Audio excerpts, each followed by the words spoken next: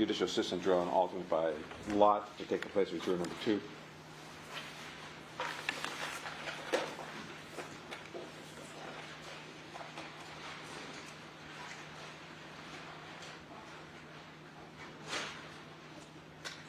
Alternate 8. Alternate 8, please have a seat in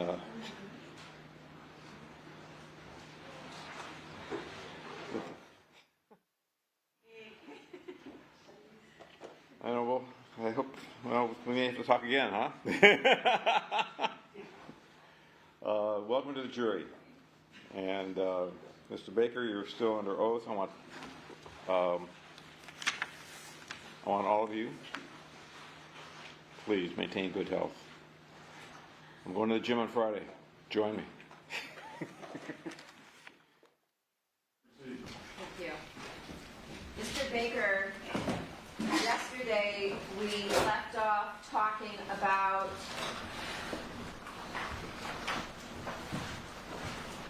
I think it's the 10th interview that you had on November 12th of 2024. Do you remember that?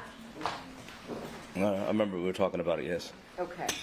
And remember that I asked you if you had asked to hear statements played for you, and you said the statements that you asked to be played were those of Mr. Austin. Right, and they wouldn't let me hear it. Okay. But you told us that portions of his statements were read to you.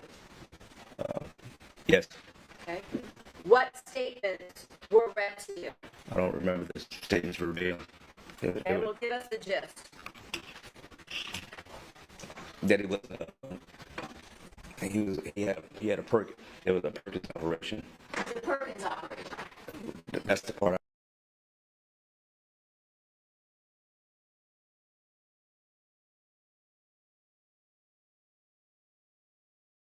Nothing really.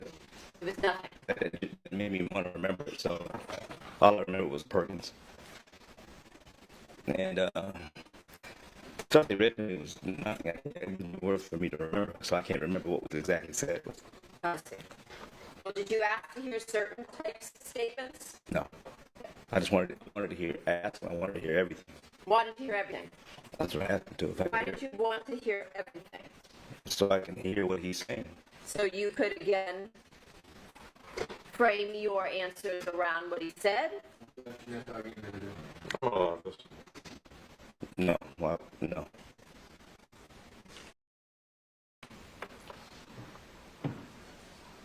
And during this interview, did you again tell Mr. Levine that you were going to be truthful? I don't recall. Well, if that's what was written,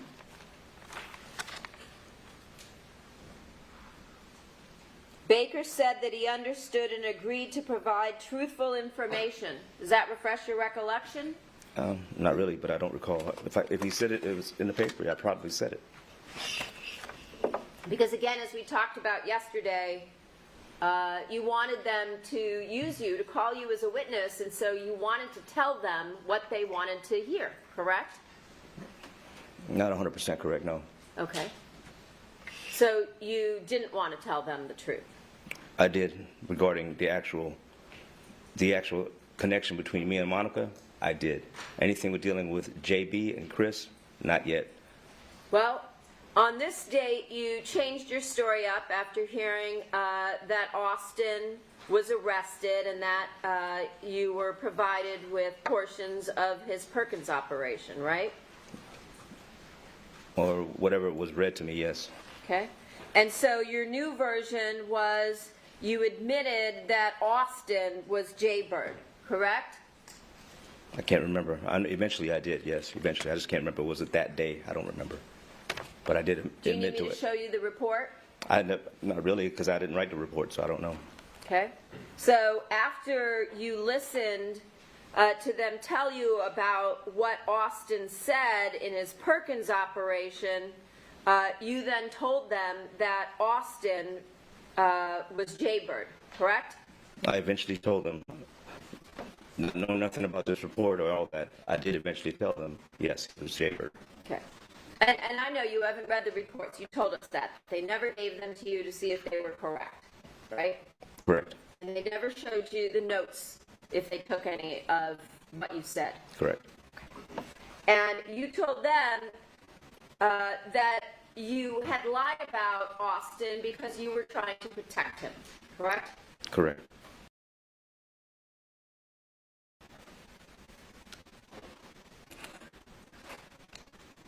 And you told them that after the murder, Austin was in a bad way. Remember that? Yes. And that you tried to keep him calm, Yes. correct? Yes. Okay. And then you also went on to tell Mr. Levine and his investigator that you never spoke, Austin never spoke to Monica, correct? I can't remember that specific item. I don't remember the whole conversations. Okay. I'm not writing them down. Do you remember telling them that except there was a brief conversation in Los Angeles? I don't remember the conversations they had with me verbatim like that. Okay.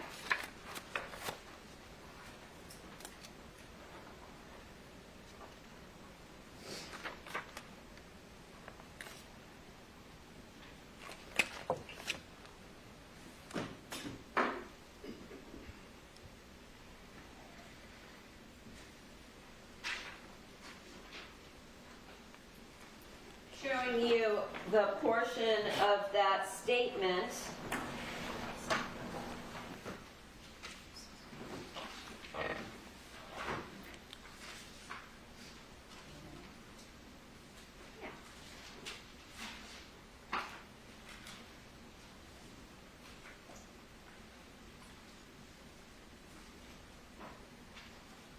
Looking here at number 9, you see this? As far as he knew, meaning you, Austin never spoke to Monica Sementilli. Remember that? Not really, but if it's there, Austin did briefly meet Monica in Los Angeles, but it was a simple hi, hello, nice to meet you. Remember that? I don't remember directly, but I'm sure I said it. Okay. And then did you tell Mr. Levine and his investigator that this time where Monica met Austin in Los Angeles was way before you even thought about the murder?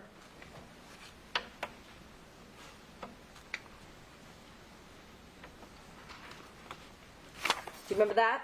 No, not offhand.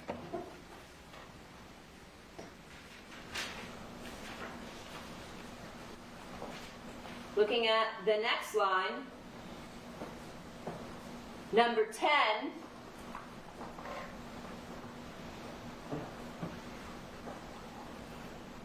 you see where it says, that was way before Baker said he even thought about the murder.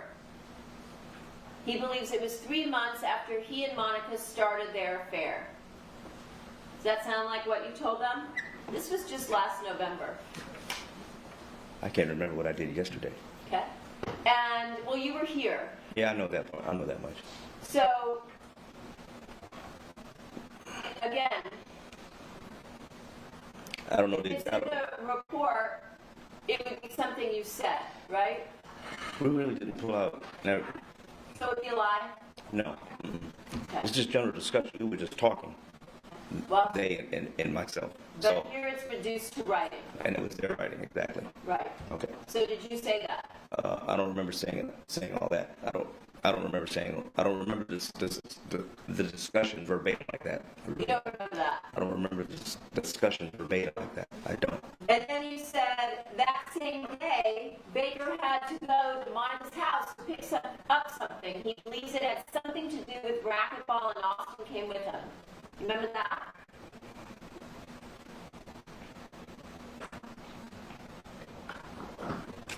I know.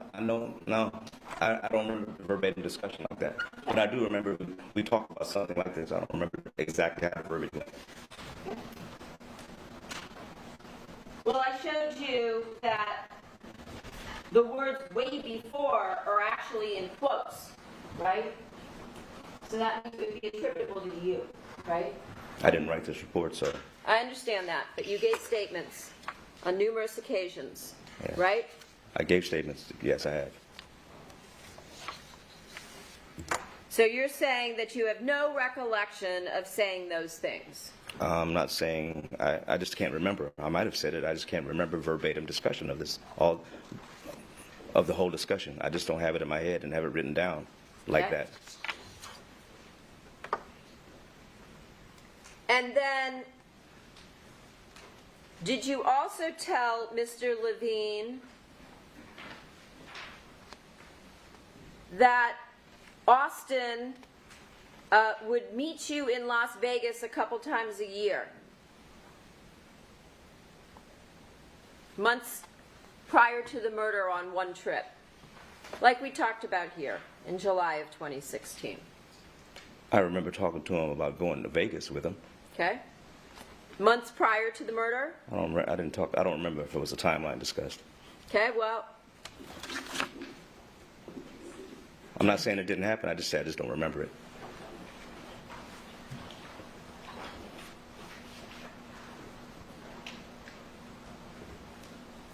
now we're looking at number 12.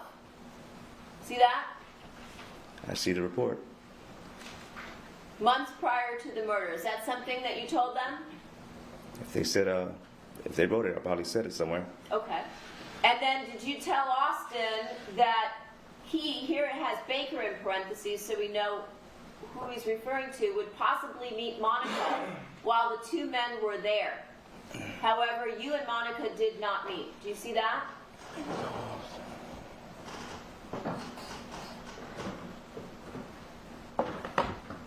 Yes, I see that.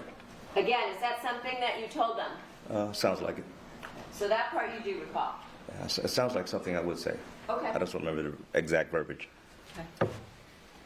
So now, putting all of those in context, does that remind you that you talked about with Mr. Levine that Austin briefly met Monica in Los Angeles?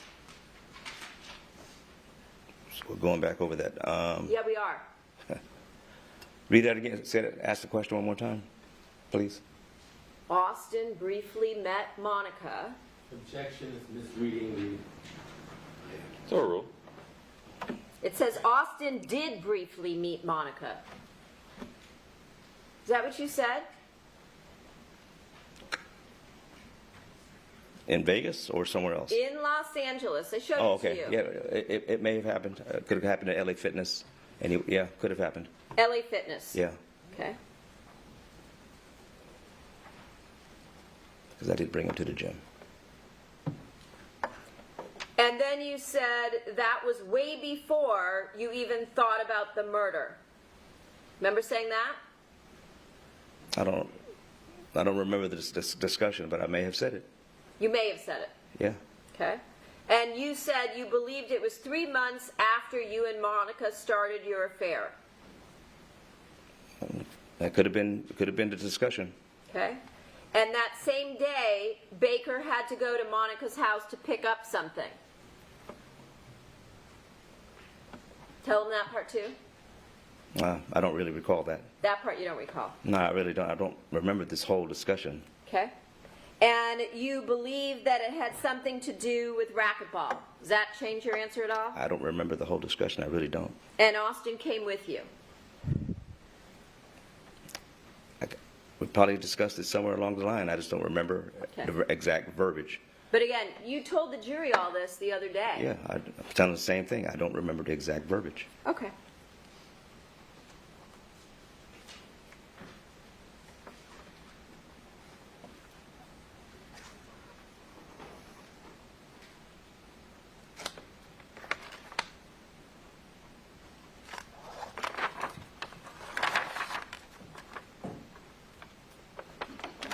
Do you remember telling Mr. Levine that you told Austin he might meet Monica while you were in Las Vegas?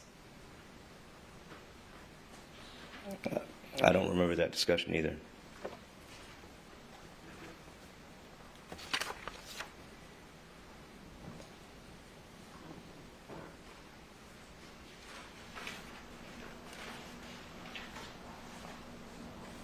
Looking at number 12,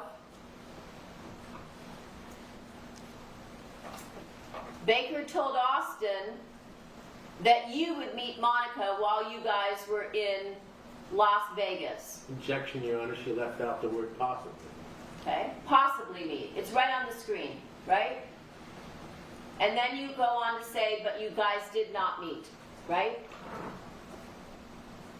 You and Monica didn't meet in Las Vegas.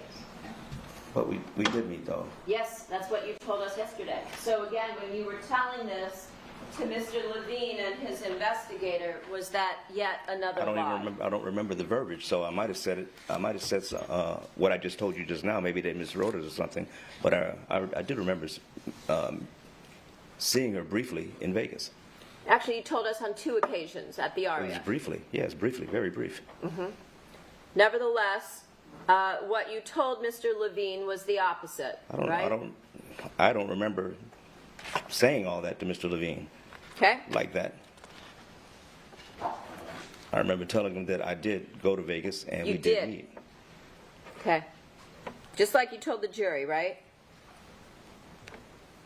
I'm telling you. The jury. Well, and the jury too. We're all here, right? It's being We're written all down. here. Same Yes. thing that's been happening for the last several days. Yeah, I right? know. I know.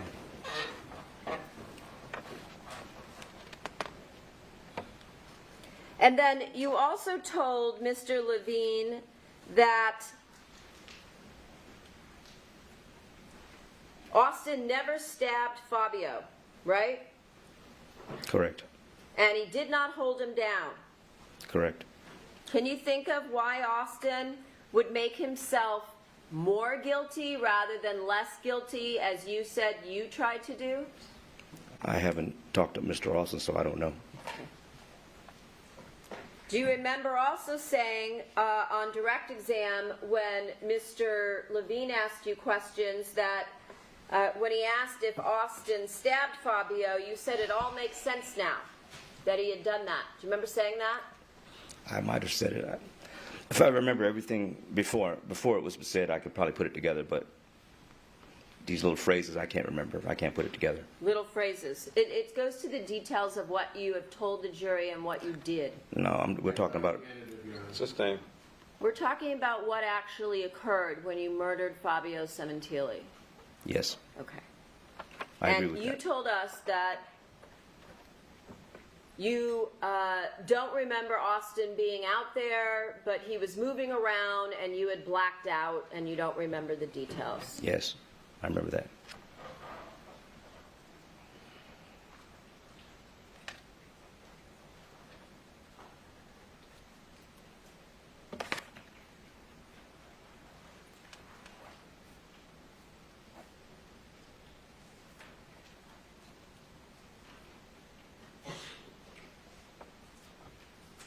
Do you also remember telling Mr. Levine and his investigator that Austin was never out on the patio? During the murder, yes. At any point in time during that day? We didn't discuss all that. You asked me. I think it was about the murder. Okay. Well, the day of the murder, did you tell them that Austin was never outside on the patio where and when the murder took place? There's something missing out of this.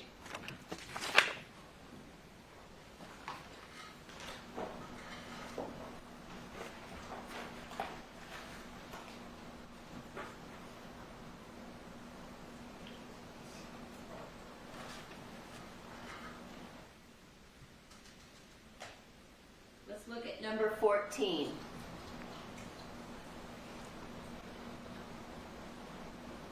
This is what we just talked about. Austin did not stab Fabio, nor did he hold him down. Baker said he alone stabbed Fabio. Austin's job was to be a lookout. Baker said that Austin was never outside on the patio where/when the murder took place. Does that refresh your recollection as to what you told Mr. Levine and his investigator? Yes.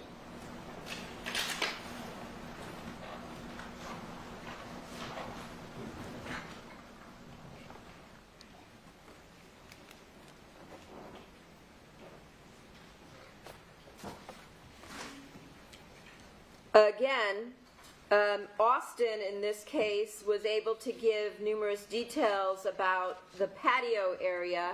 Did you ever tell him what the patio looked like, or what the crime scene looked like, or what had happened on the patio with Fabio, such that he would know the details? No, I never talked to him.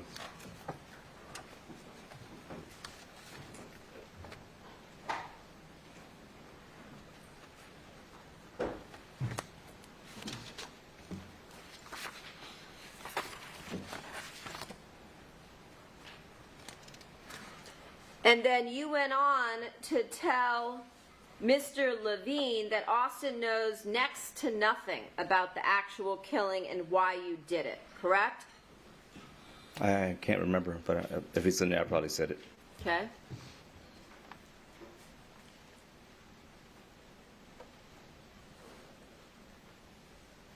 You also told Mr. Levine that Austin was not told they were going to kill Fabio when they went to the house. That would be a lie, right? Say again? That would be a lie. No, the beginning part. The beginning part again. You never told Austin that you were going to the Sementilli house to commit a murder.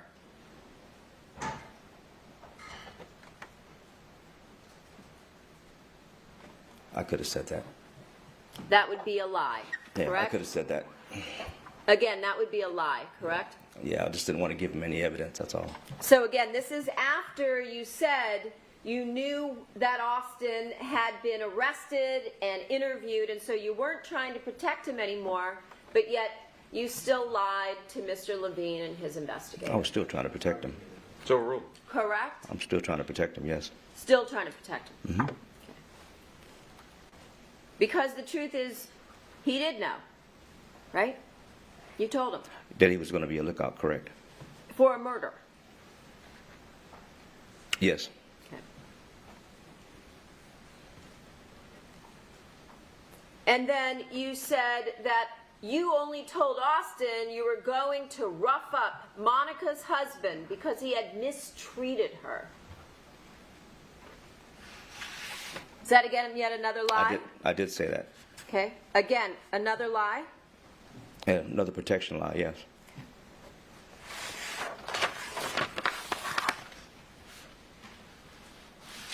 How does claiming the victim mistreated Monica protect Austin? The whole not giving information about Austin was my intent, because I knew it was going back to you.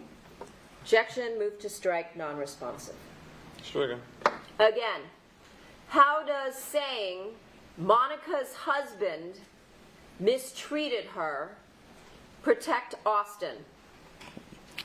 Possibly gives him a way out, some wiggle room somewhere in the future. Wiggle room for what? Anything. Anything. Explain to us on how trying to dirty up the victim with a lie somehow protects his killers.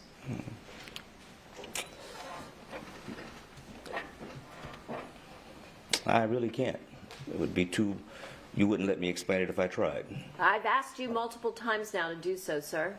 You have the opportunity right now to explain how trying to dirty up Fabio with a lie somehow protects As far as dirtying you up- or Austin. As far as dirtying up Fabio, I wasn't really trying to do that as much as you say it was. That part about what was going on with her and him, I still couldn't put my finger on. I really think there's something going on. There was something going on there the whole time. I In just your didn't know what. mind, you think there was something In my going mind, on? yes. In my mind, yes. Okay. And is that, again, another lie that you are, again, telling to the jury to try and dirty up a completely innocent man who was slaughtered by you sitting on his back patio? I'm just telling you the truth now. I was sworn to this now, so I'm swearing to it. I swore to it, as I'm telling you. I just felt that way. I really You did. felt that way. Yes, I did.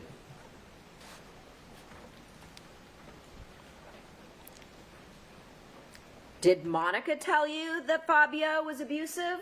had mistreated her or had done anything other than provide her with a lavish lifestyle to be able to do whatever she pleased. Her actions did. Her actions did. I see.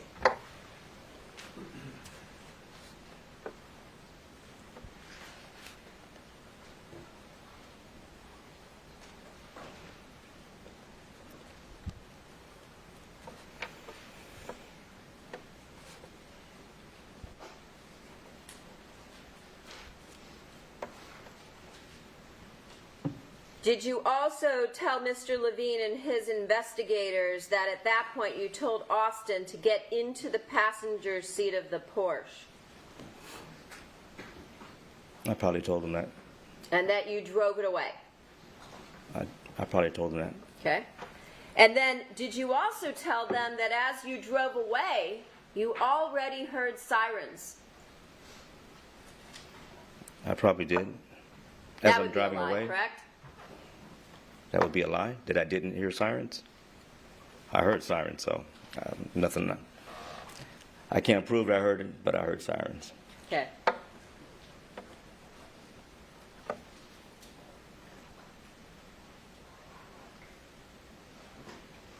Do you remember telling Mr. Levine, contrary to that convoluted story we've been hearing about for the last couple days, that after you parked the Porsche, you and Austin walked to the rental car from there?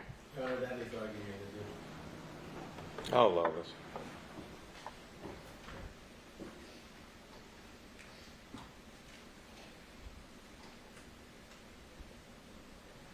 Yes.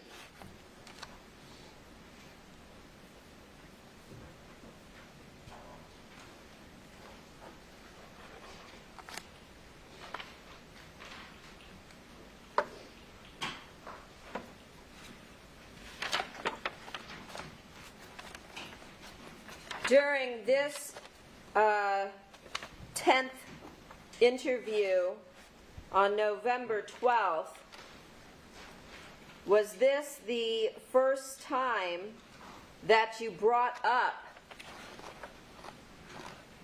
gold coins? Most likely.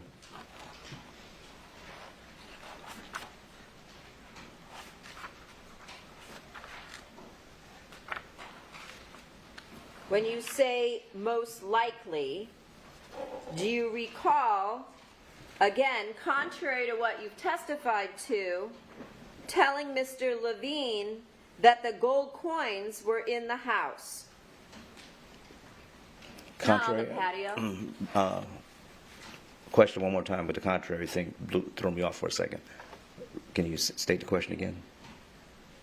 Do you remember telling Mr. Levine, contrary to what you've testified to here, that the gold coins were in the house?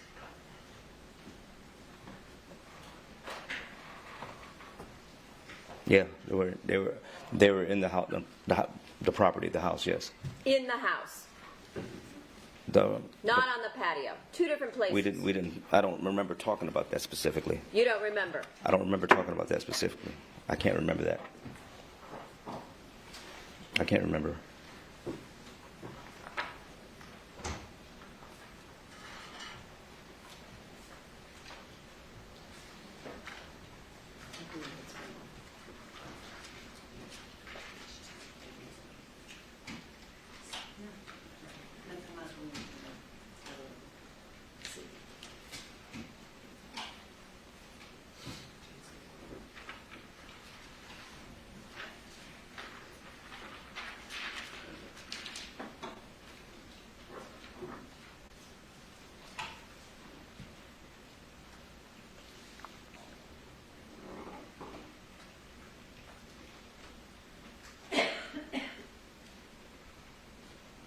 Gold coins were in-house. Remember saying that? I remember having a discussion, and it was fast, and we were just talking like normal people, not analyzing every syllable. So it could have been. So were the gold coins in the house? Were they out on the patio in that detailed explanation that you gave us about how they were in the ground, in an envelope with documents, and one coin sorry. sticking out? Which one is it? And the patio house is going to have to be different. I'm sorry, counsel, that's not true. And your objections are overruled. When I'm telling them what happened, we're talking about it fast. And it's just going, we're in general, I'm making general statements as I'm talking.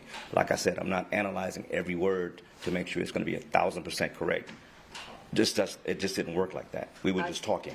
And he was just jotting down notes, and I'm not paying attention at all. Well, So, he wrote down what you said. Well- Gold coins were in-house. So that's what you said. no, like I said, I don't remember that. We're having a general discussion about what was taken and all this stuff, and a lot of the stuff was on the counter in the house. So maybe that was got. So now the gold coins might have been on the No, counter in the no. house? I'm saying that I took everything off the counter, off the drawer, off the dresser drawers, where the jewelry box was. So everything was quick. Everything was fast. I know. Again, like I said, I was telling a quick story, not worrying about every little syllable. So yeah, it could be that way, but when you play it back and you have to. I can't play it back because it was No, never I'm just recorded. saying if I had to play it back and think about it again, I would probably present it all differently, knowing I would be on trial for what I said again Well, to you them. knew that you were going to be coming into trial to testify. That was the whole point of them coming to talk I to would you. have slowed the story down a little bit and been more but you exact. knew that. You did know that. No, I They didn't told know it you was that gonna was the be- whole point. All right, one at a time, please. They told you. Okay. That was the whole point of them interviewing you, to get your story down so that they would know what to ask you about when you got on the stand, right? And they told you over and over they wanted you to tell the truth. They didn't tell me over and over and over and over. They didn't. They They just said, didn't? let's Mr. talk Levine about. didn't say that at let's every talk single about- interview? We just want the truth? They did say that. Didn't they? They did. I wasn't there, you were. And it's not Yes. recorded, so you tell us. I'm trying to. Okay. What you've told this jury is that the gold coins were outside, right? That was my sworn Your statement. sworn statement, right? Yes, I know. that's my sworn statement. But yet, what you told Mr. Levine and his investigator is that the gold coins were in the house. It's a general discussion, not a sworn statement. Yes. Got it.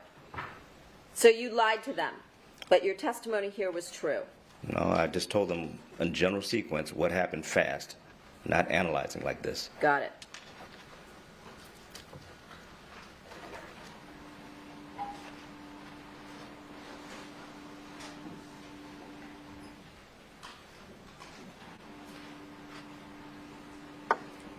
Did you also tell Mr. Levine and his investigator that you drove the rental car with Austin back to your apartment?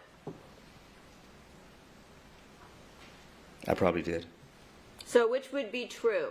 That you left him at a bowling alley with the rental and then you walked home? That you drove the rental back to the apartment, or some other version? The sworn statement I gave you is the truth. The sworn testimony. Yes. The one where you went back and forth with respect to the bowling alley, maybe not the bowling alley. Correct? That one? I'm giving you the sworn statement I gave then and now. All right, so what you told them again, going back to the apartment in the rental car to change for work, that would be a lie? No, that was the truth. That was the truth.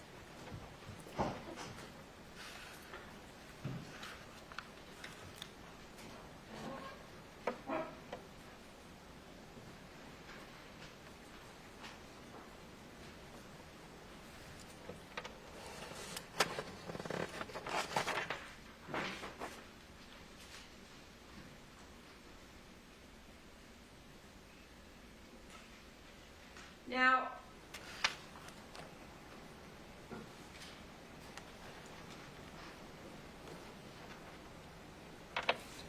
did you also tell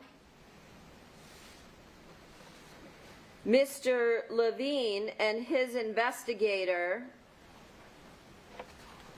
that you subsequently took Austin to the FlyAway and told him that you could either take him to the FlyAway or he could call a car service to take him to LA? Yes. And you knew Mr. Austin had no money. You had to even give him money to fly out, right? We talked about that over the last several days. He had some kind of money. He had money. He had money that you gave him. He had money of his own also, I'm sure. You're sure? Well, I'm not sure, but I'm pretty sure. Were you as sure that he had money as you were that you had money? Say that again? Are you as sure that he had money as you were that you yourself had money?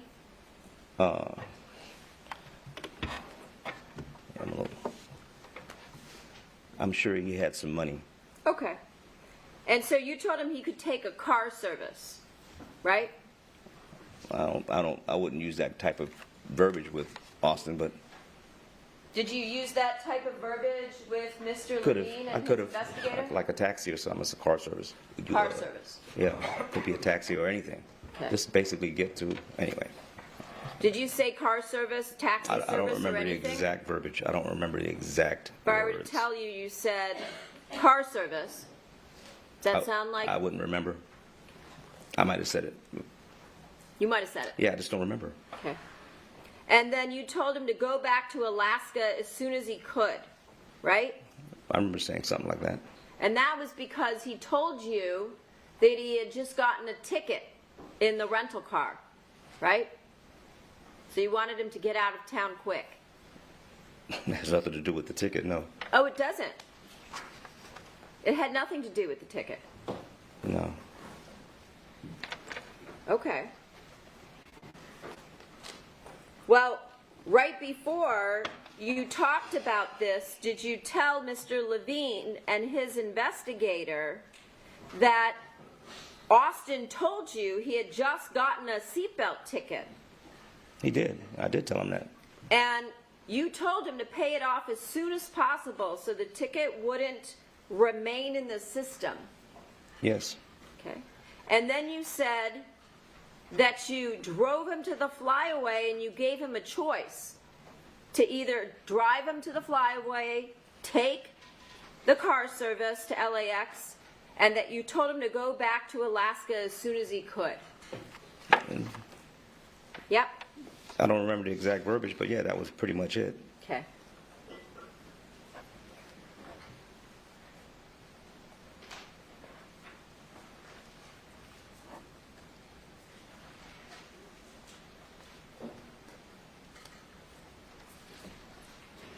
And then did you also give Mr. Austin money to purchase a burner phone?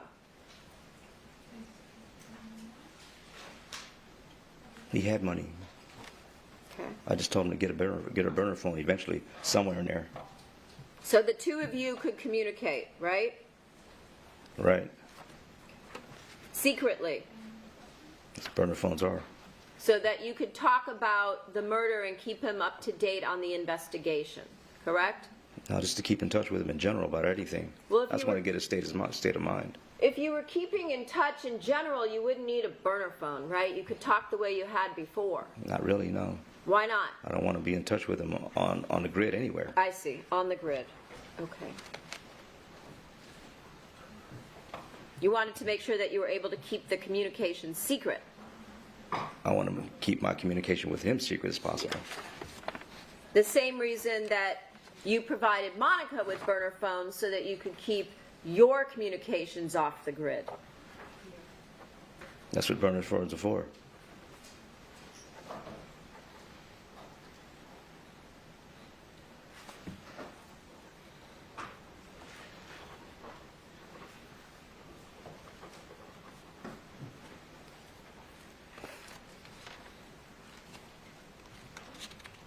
Do you remember telling Mr. Levine and his investigator that you drove the Porsche to the spot where it was later found, walked from there to Ventura Boulevard, and took a bus back to where you left the rental car? Yes, I remember that. So would that be true, or is the story you told to the jury the truth? That's the truth. Which one? The one I told to the jury definitely is. Okay, definitely. Not the one you told to Mr. Levine. That one was the truth also, according to that statement, yes. Well, the problem is that you never mentioned the bus. To in where? your- Oh, here? No one asked. Oh, no, I asked. We've gone through, as you accused me of yesterday, in a lot of detail as to what you did, how you got there, where you went. We've gone over this in detail numerous times. Nothing wrong with me telling you I took a bus, so I don't see why I wouldn't tell you. I see. But you didn't, is the problem. So again, Objection, that's argument. Sustained. did you take a bus to get home, or did you walk, or did you take some other vehicle? I took a bus from Ventura Took a to bus. where the car was to get home.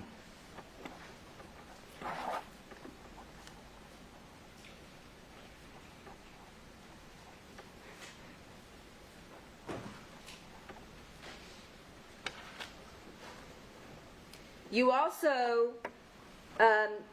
mentioned to Mr. Levine that when you went through your apartment, you threw out anything you thought belonged to Monica and anything that might tie you to her, correct?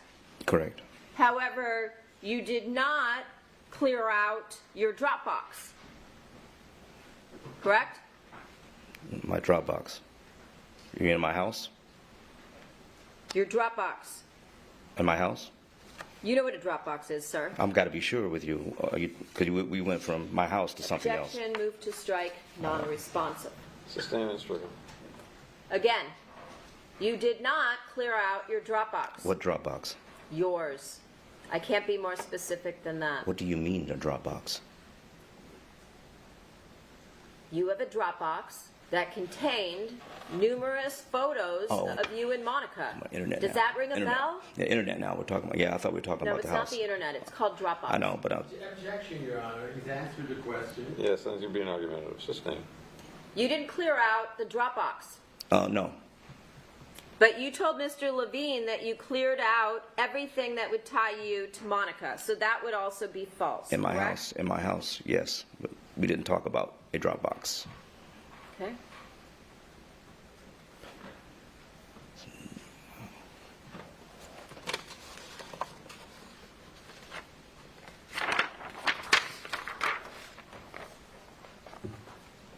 Let's talk about the next interview that you had with Mr. Levine. Number 11, this would be on January 9th of this year, 2025, from 10:15 to 11:20. Do you remember that?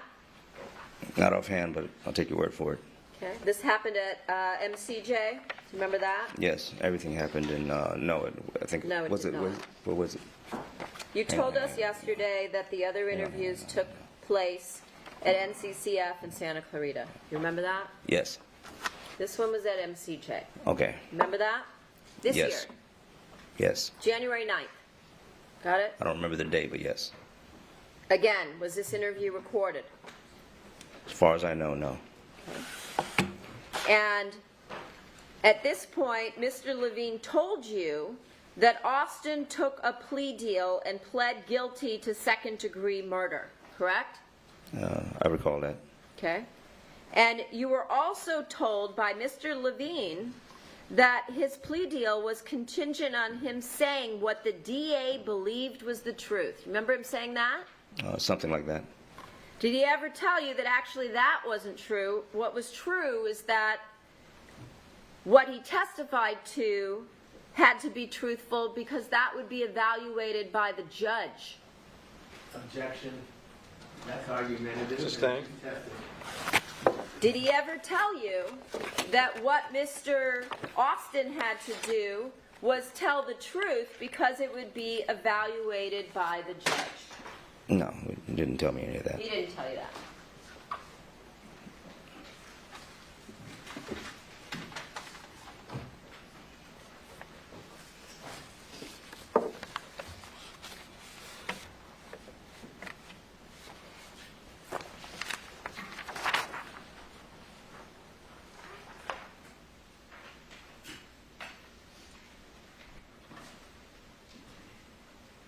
At this point, were you also told about the fact that Mr. Austin told law enforcement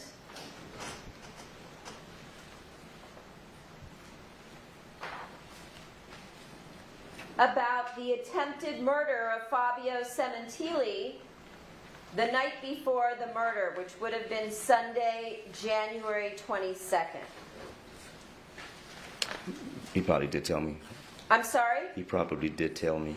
Well, that was the first time that they told you that they knew about the attempt on Fabio's life the night before you actually killed him, right?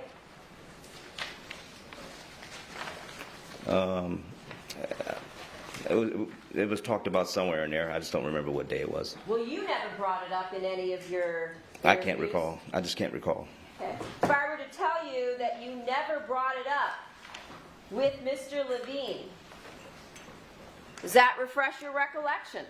Not really. I'll just have to take everybody's word for it because that I don't remember. It's too many details.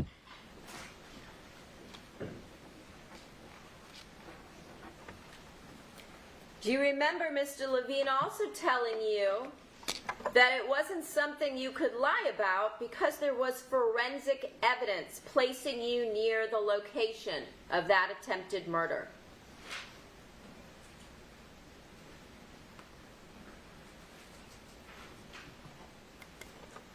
I don't remember saying that. I'm sorry? I don't remember saying that. You don't remember him saying that? Your Honor, I'm going to object that misstates what is written there, and if she's going to please approach me.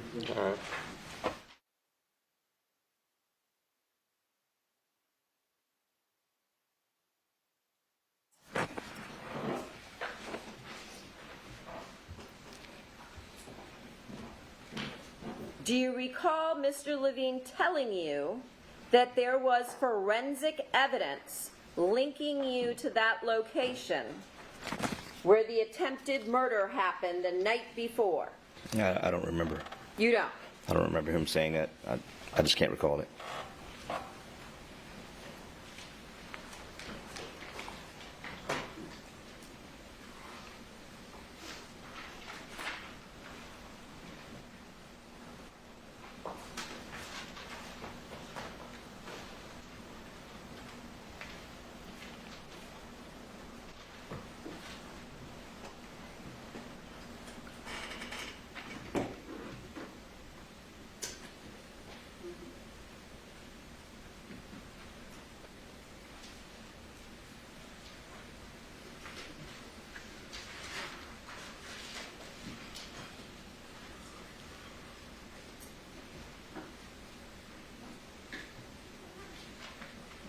Looking at number 4, do you see this?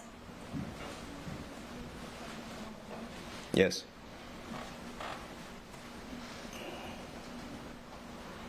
Again, do you remember being told that there was forensic evidence placing you near the location of the attempted murder? I don't recall. You don't recall that? I don't. Okay. Isn't it true that it was only after Mr. Levine said that you finally admitted to this attempted hit on Fabio Sementilli the night before you killed him? Could have been. I just don't recall it.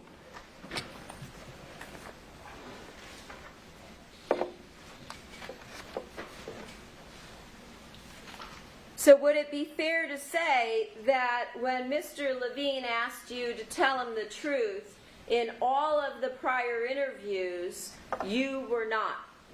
Correct.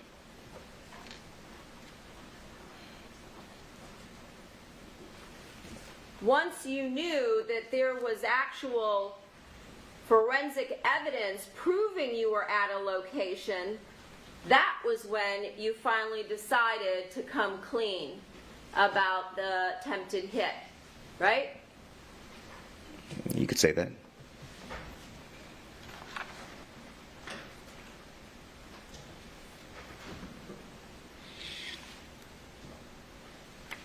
At that point, did you tell Mr. Levine and his investigator that you and Austin planned to kill Fabio the night before as he left a restaurant on Ventura Boulevard. I did finally tell him about it. Okay. And did you also then, after being told about the forensic evidence and Mr. Austin being truthful about what happened, tell Mr. Levine that you learned Fabio was going there doing a routine conversation with the defendant, Monica? I believe so, but without the forensic evidence part. I'm sorry? Everything is true, but that forensic evidence part, I still don't remember that. So, you just happen to have a routine conversation 2 days in a row where the defendant told you where Fabio Sementilli would be so that you could kill him. I know where he's going to be and where she's going to be, not every time, but I pretty much know what everybody's doing every time we talk because she lets me know her day. This was routine. But you also told us that you had no idea that there was a housekeeper that had come to the house on Monday. No, I didn't know that. So you didn't really know about what everybody was doing. Not about the housekeeper, no.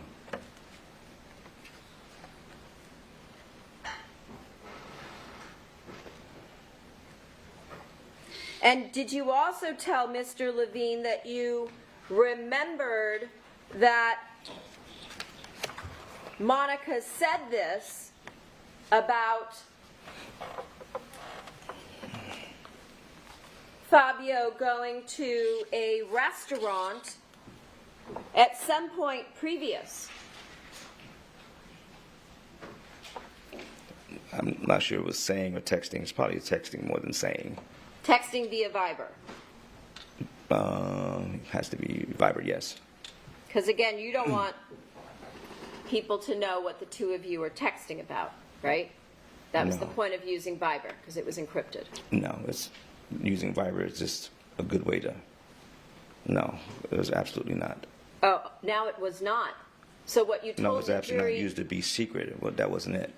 That wasn't it. It was just Viber because we use Viber all the time, like millions of other people. Uh-huh. Okay. But millions of other people aren't plotting a murder. You know, but they still use Viber. What's his name? Okay. So you're telling the jury that at some point Monica just happened to mention to you that Fabio was going to a specific location to pick up food that night. And she mentions everything. Everything. Where what's Everything. going on all the time. And so you just happened to be lucky in getting to that location before he got there. Again, I got an indication. I know the GPS. Yes. Well, you told us earlier that you didn't really look at the GPS because you left your phone home that night so you wouldn't be traced, right? So it really didn't have anything to do with the GPS. I said I had a burner phone, but I don't remember using it that day. I don't remember. I can't remember. But I usually always track them that way. I track the cars.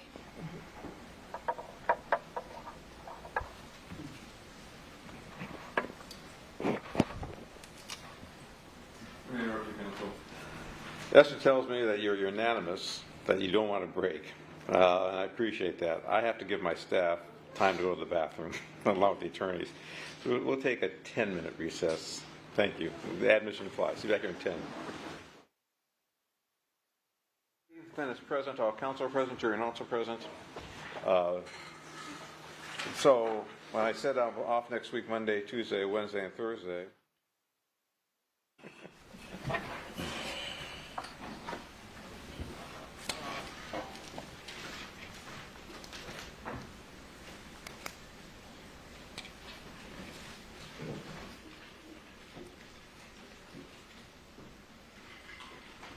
Do you, on this interview, January 9th of this year, do you remember telling Mr. Levine and his investigator that what Austin had described happening was correct that night? That you went to this strip mall in order to kill Fabio? I probably said something like that somewhere. Okay. And that when you heard from the defendant, from Monica, that Fabio was going to pick up food from a Chinese restaurant, that your thought was, let me go get this guy. Yeah, I probably said something like that to them. I'm sorry? I probably had said something like that to them. Okay.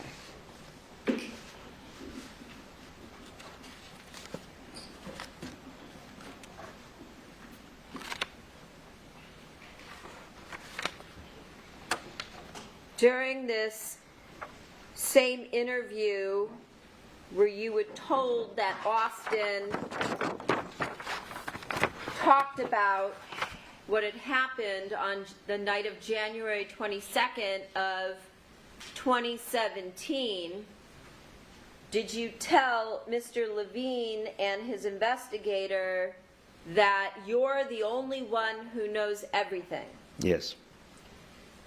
But yet you wanted to hear Austin's interview, correct? Yes. Even though you knew everything. Right? Yes.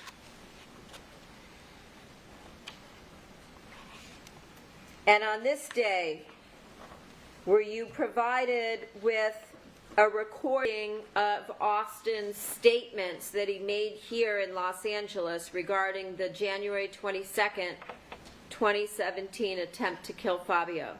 I never heard any audio. Were you provided with a transcript? No one provided me a transcript.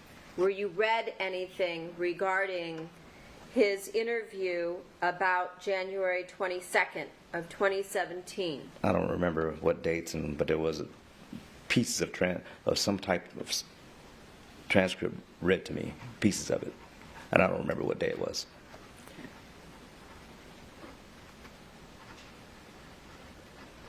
Regarding the January 22nd I don't attempted know. murder? No, I don't know about. No, it was just information off a transcript. It was like being read, scanned quickly, and so I really wasn't paying attention like that. So You I weren't don't know. paying attention to the thing that you had asked to see? No, not at that time, because it wasn't. It didn't sound like anything. It didn't sound like anything. Yeah, it didn't sound anything. No, it didn't sound like anything. I don't remember even what was being read to me. I really don't. Okay. But you recall there being pieces of his transcript being read to you? Yes. And I don't even know what day it was. It was only one time. It was, I think it was just one time in CJ when it was read to me in pieces. And I couldn't even hear him. You couldn't hear I really him? couldn't. No, I really even couldn't hear him. Weren't they sitting right next to you? They were sitting in front of me, in front of a glass and mesh, so, and he was kind of mumbling, so I didn't really hear it.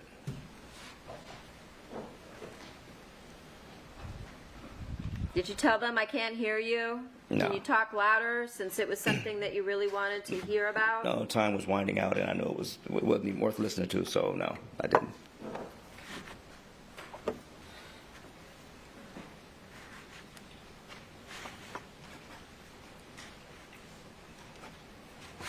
I don't even know what day it was, which day that was. Okay.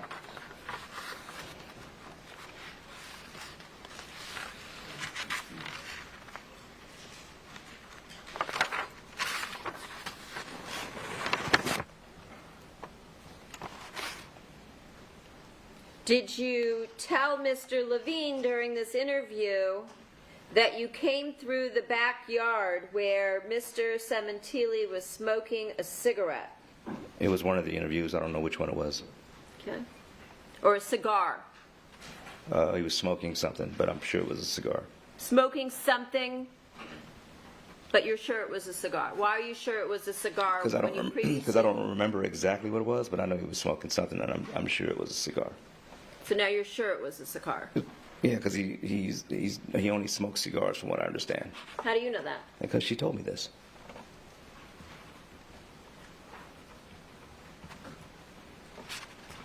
She being Monica. Correct.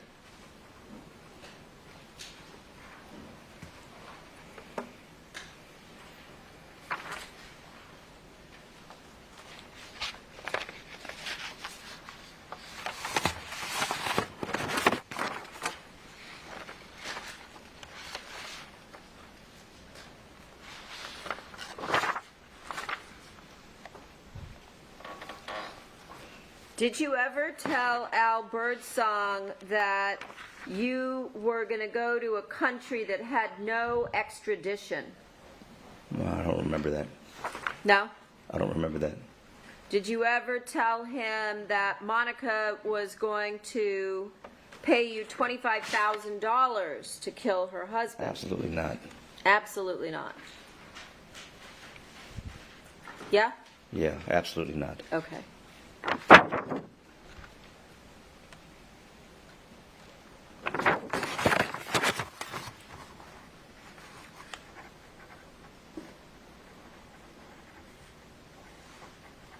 So you said absolutely not regarding that answer, but when I asked you if you told Al Birdsong that you thought you were going to get out and that you were researching countries that had no extradition to the United States, your answer to that was, I don't remember. Does that mean you might have said that to him? About the 25,000, absolutely not. Objection, move to strike, non-responsive. Mr. Strickland. Again, did you tell Al Birdsong that you were researching countries that had no extradition to the United States for when you got out? I don't remember that. You don't remember. So you might have. I don't remember ever saying nothing like that. Okay. Did you tell Al Birdsong that Monica was shopping during the murder? No.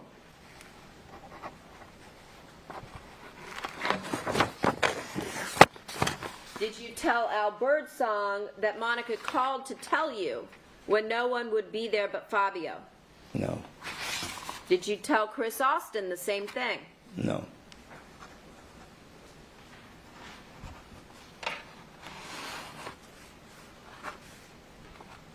Did you ever tell Al Birdsong while you were in jail that you wanted him to be your investigator so he could see all the evidence and help you get around it?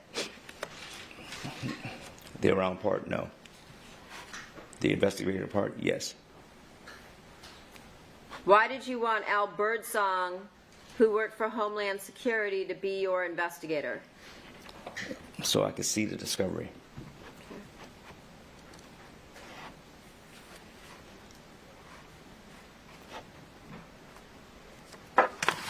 During this same interview at the beginning of this year with Mr. Levine and his investigator, they also told you that Mr. Birdsong had been questioned in December of 2024, correct?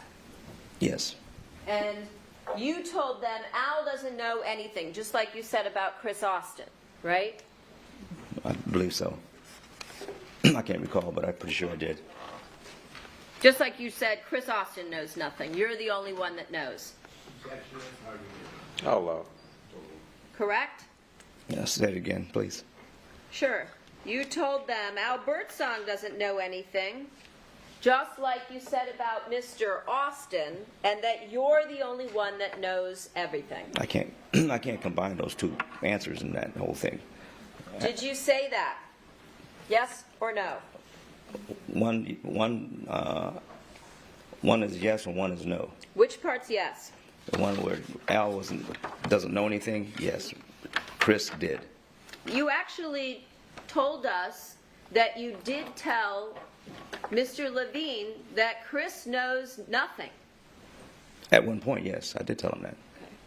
And that you didn't tell him even that you were going to the house to commit the murder. Remember we went through all of this? Yeah, I did tell. A few minutes I did before? tell. Yeah, I did tell Levine that, Mr. Levine that, in his party. So you lied about Chris Austin. To Mr. Levine, yes. And you lied about Al Birdsong. No, I didn't. Okay. That part was true. Yes. Okay.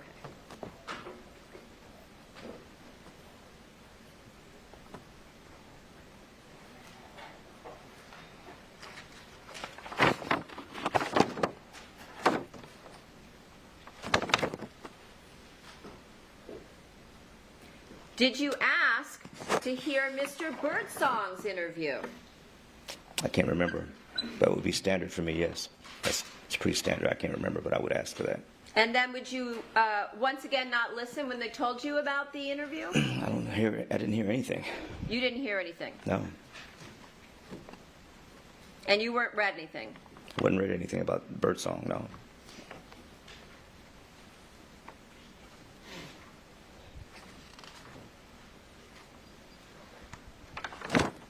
Did Mr. Levine tell you that Al Birdsong told law enforcement that he had had sex with... I'm going to object. You first. All right.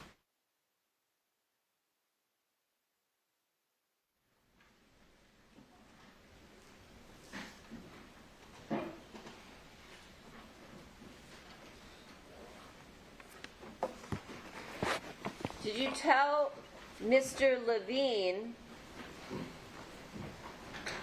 that Birdsong was a mission specialist I believe so. and that he does logistics for agents? I believe so.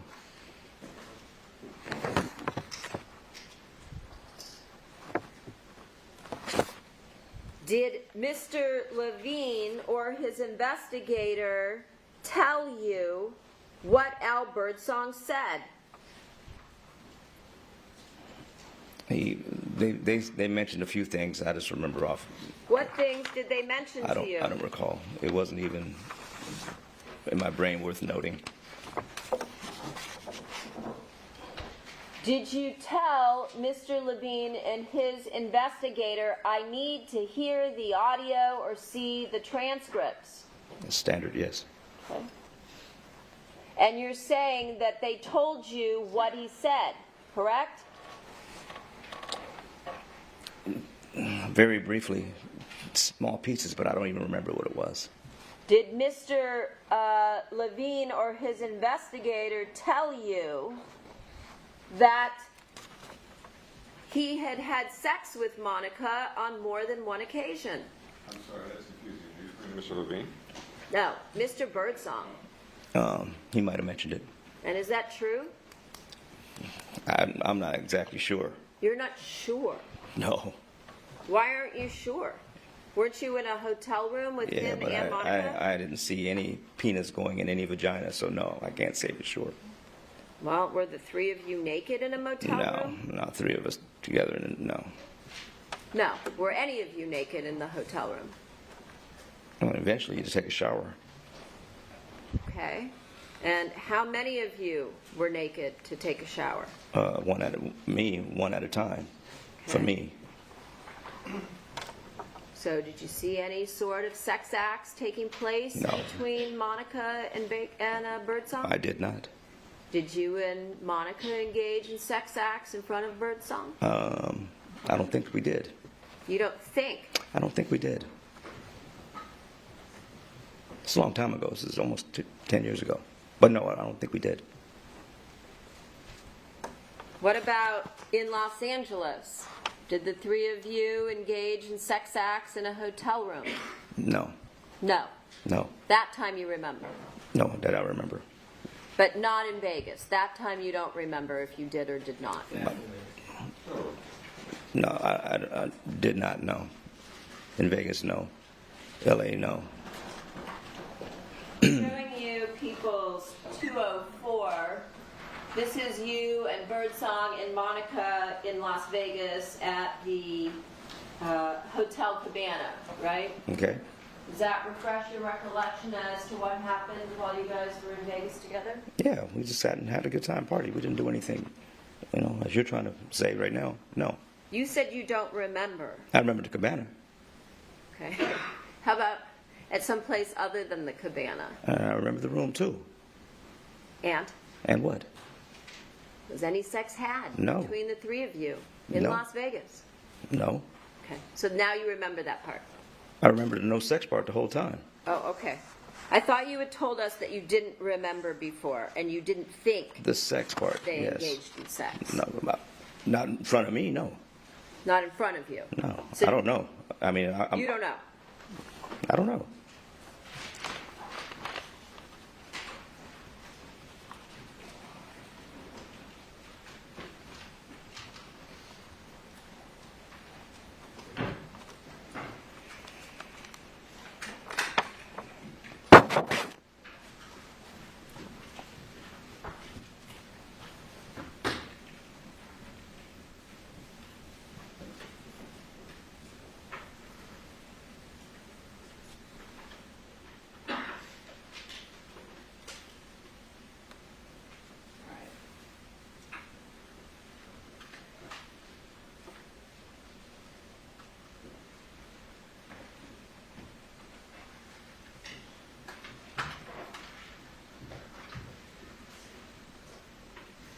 did you tell Mr. Levine and his investigator that you and Monica never discussed Fabio's life insurance before the murder, but that you did discuss it after the murder?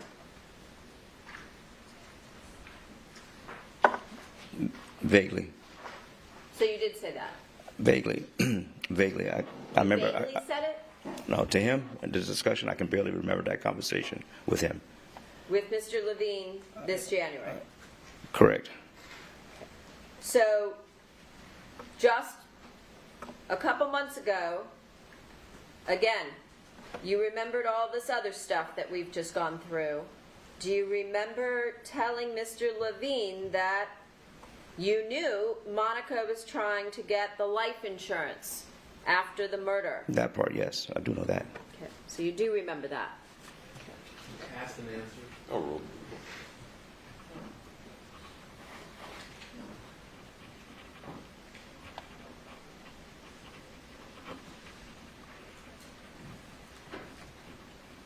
And you had conversations while you were in Las Vegas with Monica and Ron and Michelle Ray about Monica buying a property or a house in Las Vegas where you would live, right?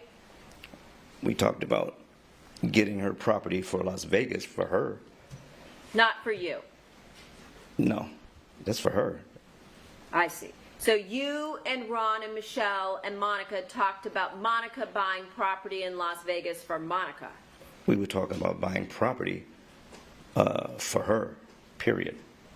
In Las Vegas. Yes. And did you talk to Ron and Michelle about maybe Michelle being a real estate agent helping Monica out to buy, show her around and show her some properties? It's a long time ago, probably. I don't remember. I can't be direct, but I'm sure we did. I can't be sure. It's a long time ago. But I know we did talk about getting property for In her, Vegas. for Monica.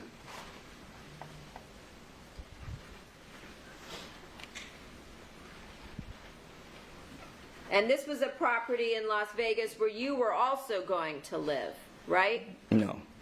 This So was specifically for her. Well, you told Ron in a message, as well as during a lunch in Las Vegas, that you and Monica were going to be living together, right? I don't remember the conversation. And when Ron asked for Monica's last name, you said just put Baker in your phone, right? I don't recall. You don't recall that? This is 8 years ago. I don't remember all this. Do you remember Monica writing in red lipstick on your bedroom mirror, Mrs. Baker, I don't remember that either. in 2016? I don't remember that either. You don't remember that? I don't. It's a long time ago. Bless you.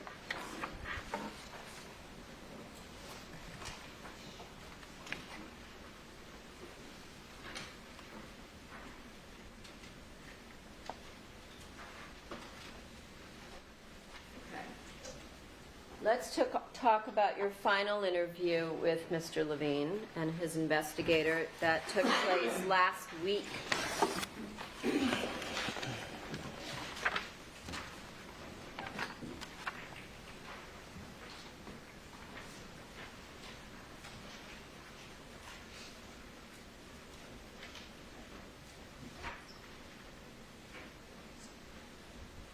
The report says March 11th, the notes say March 10th, so one of those 2 days at the beginning of last week. Do you remember which day it was that you spoke with Mr. Levine and his investigator? No. So you don't remember if it was last Monday or if it was last Tuesday? Sometimes I don't know what day it is in that jail. Okay. And do you remember being interviewed both in the morning and in the afternoon? Twice that day. I remember the evening one more than anything. Okay. Do you remember also being interviewed at 9:42 in the morning? Not really. Okay. Not Do you really. remember telling Mr. Levine's investigator that you and Mr. Birdsong would talk about old cases, and TV, and hypothetical situations in person. Yeah, just general conversation. Hypothetical murder cases, correct? Hypothetical, everything. Okay. Just general conversation guys have. You were just having general conversation. We always do. Okay. And on this date, Did she read the entire sentence? Yeah. Again, if she doesn't, you can. again, on this date, whether it was March 10th or March 11th, was it recorded, either one of those sessions? No, not that I know of. And were notes taken? I think so, yeah. I saw By it. who? Probably by Mr. Dawson. Did you see that? I can't recall. I wasn't paying attention to all this. Did you take any notes? I can never take notes. Okay. Did he go over with you any notes that he had taken? No. No.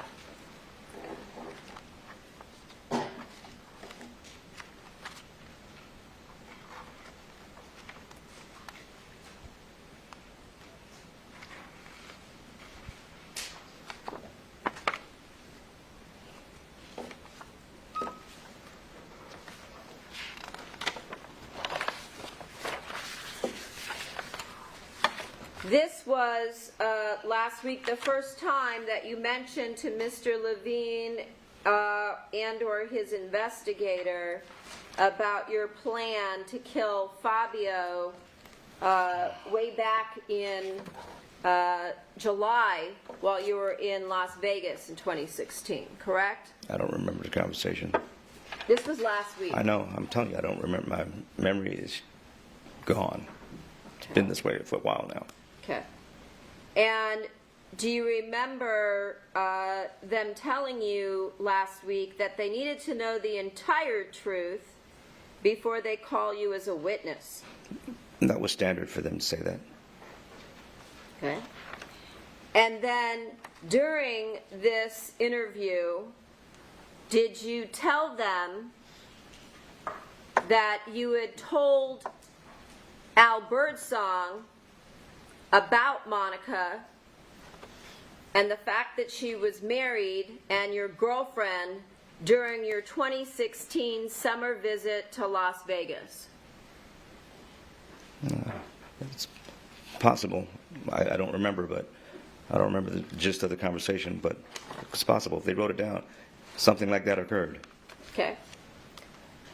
And in the same conversation last week, did you tell them again for the first time that the thought of killing Fabio so you could be with Monica crossed your mind in the summer of 2016? I think I said that. I think I did.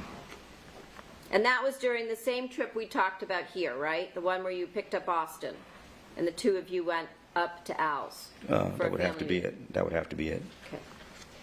And then did you also tell them for the first time that that summer you bought a knife at Walmart or Target Yes. and that it was at least 12 inches long? I didn't measure it, but yeah, that it was what you big. told them? Yeah, it was big. And did you tell them that you were going to show the knife to Austin to test him? Yes. Okay. And then did you also tell them that you showed the knife to Austin while you were in Las Vegas, just like you've told us here in court? Yes. And did you also tell them that your plan was to stab Fabio because a gunshot would draw attention because of the noise? Yes. Did you tell them that Austin agreed to help you with the murder? Yes. And that he didn't flinch or express any doubts when you first asked him to help? Yes. Did you also tell them that you disposed of this 12-inch knife before the killing? Yes. Did you also tell them that in October or November you bought a smaller hunting knife? Yes. It was not a folding knife, correct? Correct. And you said this time the blade was no longer than 7 inches, just like you told us here, correct? Roughly, yeah. Okay.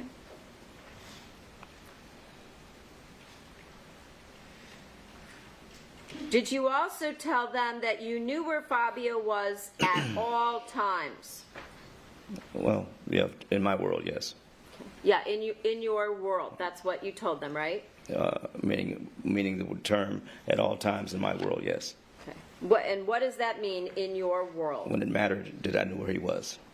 I'm sorry? When it mattered that I knew where he was. What do you mean when it mattered? When I needed to know where he was, if I needed to know where he was, I would try to find that GPS location. Why would you need to know where he was at all times? And not all times, just when I needed to know. And why would that be? Just to see where he was. Okay, but you said it was when you needed to know. Just to, if I was going to see, there were proximity alerts, so most of the time I knew when he was leaving the house. Proximity alerts on what? On a GPS. That would come through what? A text message or an email. A text message. A text message or an email. Or an email. Yes. Text message on a phone? On a phone. On which phone? On a burner phone. On the burner. Okay. And so again, for the first time last week, did you tell Mr. Levine or his investigator that you purchased GPS devices? I don't recall. This was last week. I don't think I did. You don't think you did? Mm-mm. If I were to tell you that they are in the notes that are dated March 10th. Like I said, I don't recall.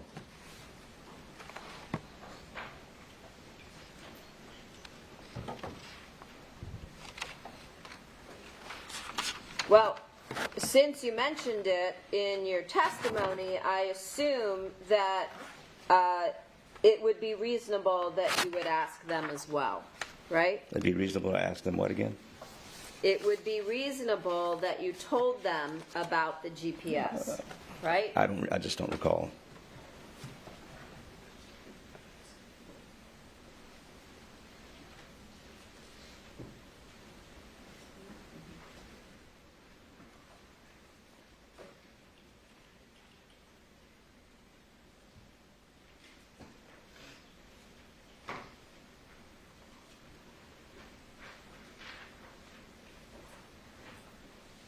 Showing you the report dated March 11th.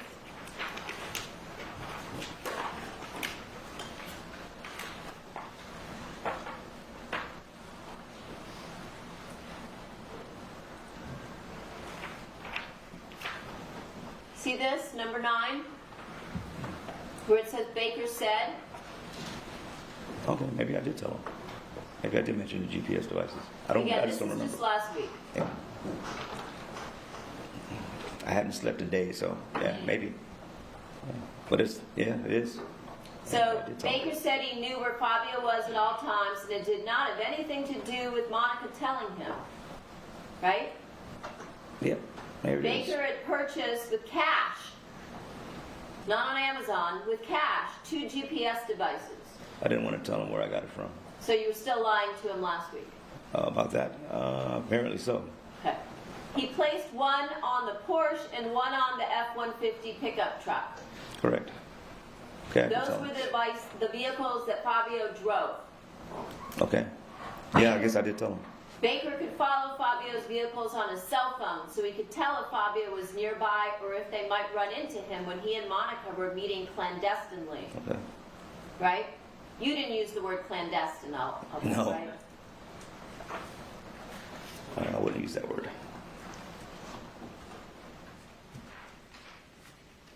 So you told Mr. Levine or his investigator, or both of them, that you paid for these 2 GPS devices in cash. That's right. I guess that's what I told him.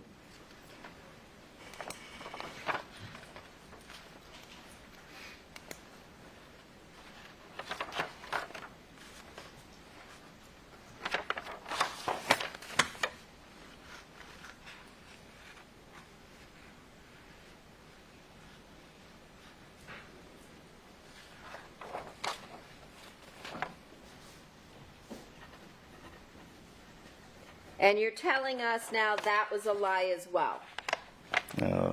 About the cash part? Yes. Yeah. Because the reality was you said you bought them through some third party, right? Yes. The third party where you won't tell who, right? Correct. Okay. Somebody else other than you. Correct. And then, after mentioning this GPS for the first time, after 11 interviews, did you also tell them that you removed the devices at some point from Fabio's vehicles? Yes. When did you remove it from the Ford F-150? Well after the murder. Well after. Yeah. It was still on the truck for a while. How long? Weeks. First opportunity I got. Bless you. Bless you. When the truck came near. When it was near, no, I'm trying to remember. It was either in Glendale. I think I took it off. I can't remember. In Glendale. I think it was in Glendale.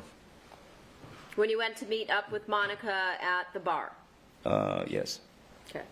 And did she ask you, why are you... She didn't see it. You did that secretly? Yes. Okay. And when did you remove the GPS from the Porsche, if ever? If ever, huh? It was when I parked it the first time. When you parked it where? At the location at the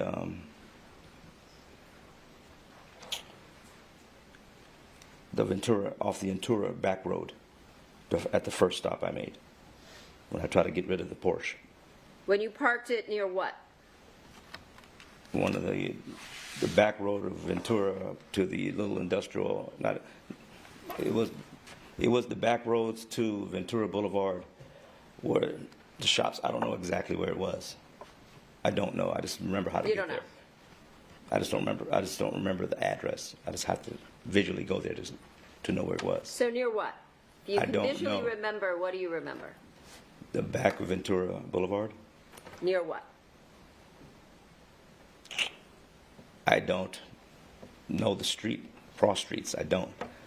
Everything happened quick. I just know how to get there. But you lived in the valley, you told us, for a really long time, so you know I all don't the know every streets, street. right? I don't know every street. Okay. So you don't really know, sometime that night, you don't remember where, right?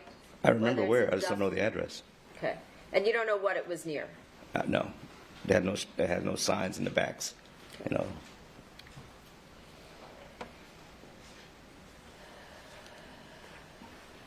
Now, you also told us that you didn't see Monica during the holidays, and that made you upset, and that's why you decided to kill Fabio. But then again, you also told us that you were already planning it from the summer before. Do you remember having a conversation? It's facts, not an evidence. Planning, setting, Yes. Why don't you rephrase it? Sure. You told us that you planned the murder in the summer of 2016. You went out, you bought a knife, you sent money to Chris Austin in Alaska to come down. You picked him up, you drove to Al Birdsong's house in Vegas, and then you talked to him about the murder, just test him out to make sure he would be on board, and you showed him the knife, right? Something like that, yes. Okay. Do you remember during the holiday time, prior to New Year's in 2016, having a conversation with Monica's sister after playing racquetball with her? I remember talking to Monica's sister at one point. I don't And know all the dates. Do you remember her inviting you to their New Year's Eve party? I don't remember that. Do you remember telling her that you couldn't come because you don't drink? I don't remember that. You don't remember? I don't remember the conversation. Okay. I'm sure it happened. I just don't remember it. The statements that you made to her about not drinking, would that be true or a lie? For the most part, I didn't drink, but I did drink. When I was with Ricky, I drank. Yeah.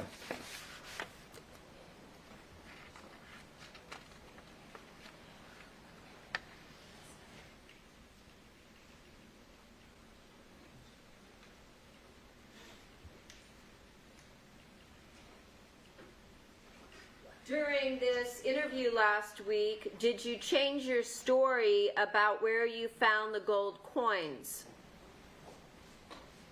For here, no. I'm sorry? My sworn testimony, no. Last week, when you were speaking with Mr. Levine and his investigator, did you change your story about where you found the gold coins?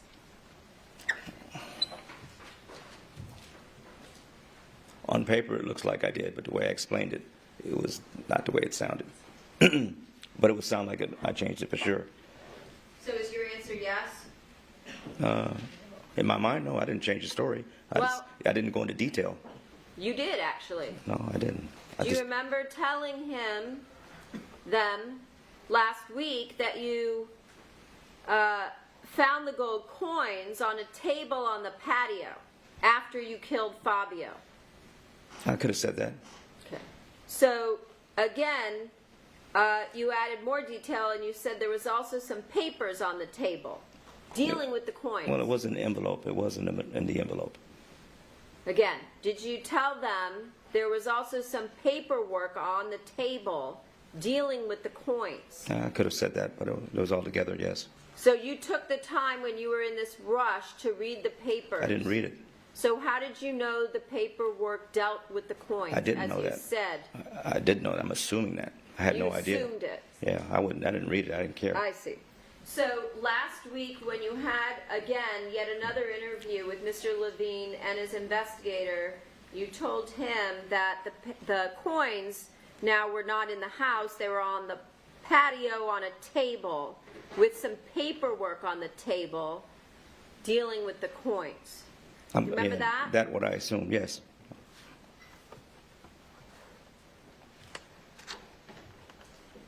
Did you also tell them that there may have been a safe in the house, but you didn't know where? I wasn't sure where it was exactly. But the other day when you testified, I think it was yesterday, you said you knew the safe was in the bedroom. So what changed between last week when you had your conversation with them and when you testified? I'm still not sure where that safe is. I'm still not sure. I'm just guessing. Oh, you guessed? I really don't remember where that safe is. I know it's in there. Okay. You know it's in there because I why? thought I saw it, because I thought I saw it. Saw it. When did you see it? I don't remember when. I don't have a date. Okay. The day of the murder, sometime prior to the murder? No, sometime prior.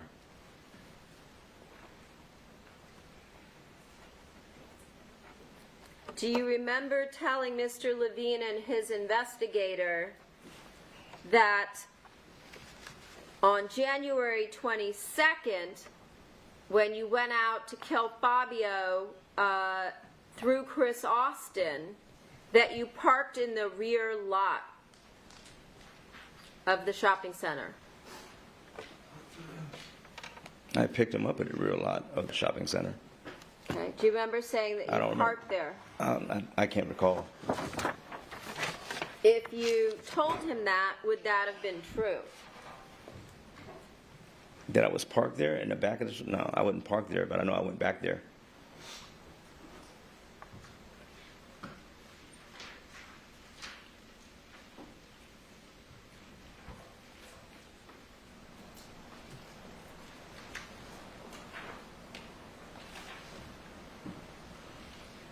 Showing you the report, again, from last week, number 18.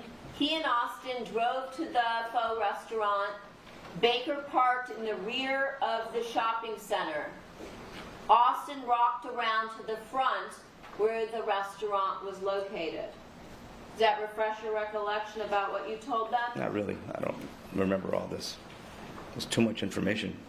Well, it's information you provided, right? Exactly, but to quote it like this, I don't remember what was before that or after it. There was a lot more being said besides all that one point.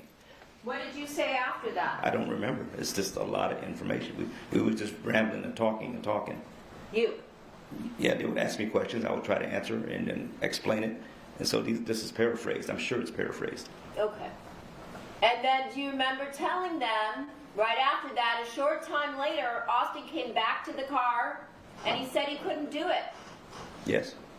And you said you figured that Austin either developed cold feet or there were too many people around, right? Right. And for whatever reason, Austin didn't kill Fabio that Sunday. Right. So here, contrary to the story you told the jury this week, you didn't drive around and go to some location nearby where you could keep eyes on the lot and the people. You stayed in the lot, and a short time later, Austin came back to the car, right? Wrong. Okay. So you're saying you did tell them about driving around somewhere, parking somewhere between the two different restaurants on Ventura Boulevard where you could see things? I don't remember the conversation, but I'm sure I did. I don't remember the exact conversation because there's a lot of stuff missing from this. There was a lot more being said. So these are just paraphrased.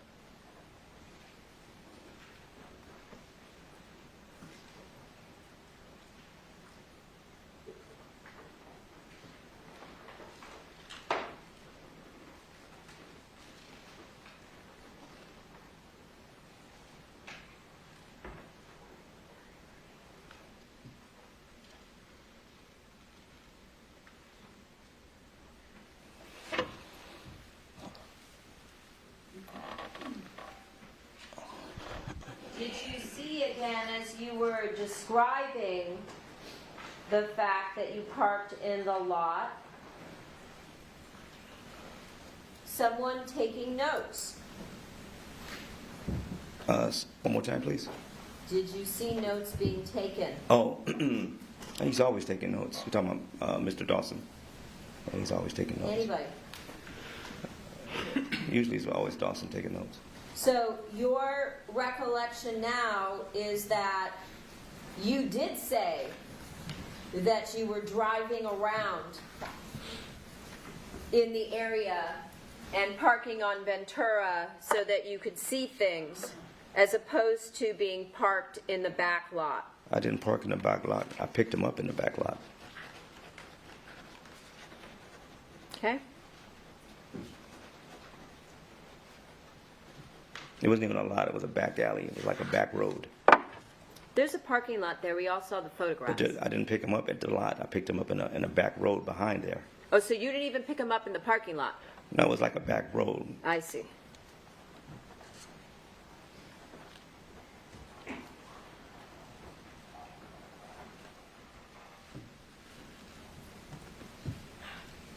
Not a parking lot.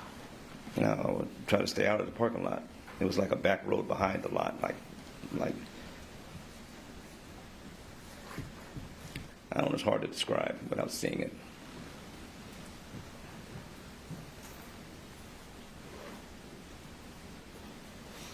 So if this is what Mr. Dawson or Mr. Levine or both of them heard, that would be false, right? I'm going to object, Your Honor, that office stipulation. The phrase. No, it's overruled. Is that what you're saying? I guess the wrong word would be false, yeah. Well, it says- lot and road. Yes, they're two different things, for sure. Parked in the rear of the shopping center. Yeah, I guess the lot and a road are two different things, so Okay. yes. During the same conversation last week, did you tell the defense that the next evening you drove the Versa to the Sementilli home and that you put Austin in the back so he wouldn't be visible? In the Sementilli home? No. In the Versa. No, we never went to the house in the Versa. Well, you went toward the house, Oh, okay. Laversa, Yes, right? that part is true. And that you put him in the back, right? Not in the front passenger, in the back, correct? Read, I'd like to ask her to read it accurately. Again, you can clarify.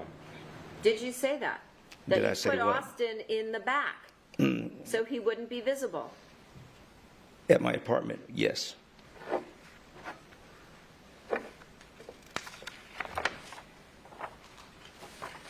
Did you also tell Mr. Levine and Monica's team last week that you previously lied to them to protect Austin? Yes. Would it be safe to say that you care about Monica more than you care about Austin? I care about both. Okay. The same? No, she's in a different relationship with me. She's a more important relationship, right? Just a different one. They're still the same. They're the same. I said that.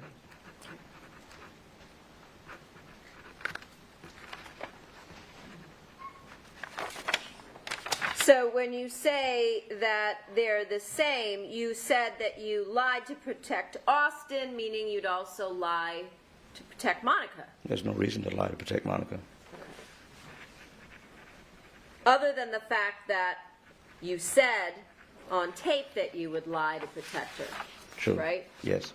And that she's here charged with murder, the same murder and conspiracy that you pled to.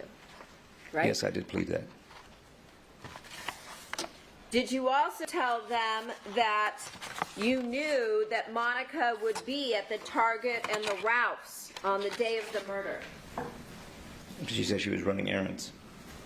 Did you tell them that you knew that Monica would be at the Target and the Ralph's?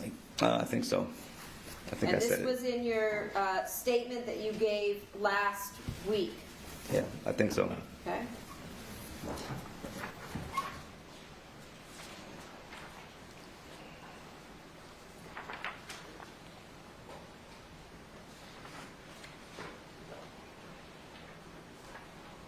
During this same conversation, did you also tell them that you got rid of the large knife, the 12-inch knife, that you showed to Austin and bought a different knife?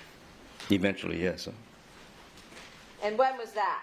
I don't have dates. I don't remember. It was later, though. Before the holidays or after? It was before the holidays. And when did you buy the new knife? I don't have an exact date. I don't remember. It was probably, I don't know. I don't want to give you a date because I don't know. I don't know the exact dates. How long before the murder? I don't have exact dates. A couple of months. Couple months. Yeah, So- 1 or 2 months. So you bought the new knife before you disposed of the 12-inch blade? Now the 12-inch was gone long before. You Or just- whatever, the big one was gone long before. I see. Long before the holidays then? Yes. Okay. And where did you dispose of the 12-inch knife? The 12-inch bladed knife? Trying to remember where I put it. There was a construction site. I was gonna try to sell it, but I didn't want to. I didn't want nothing connected to it, so I threw it in a construction site. I see. Where was this construction site?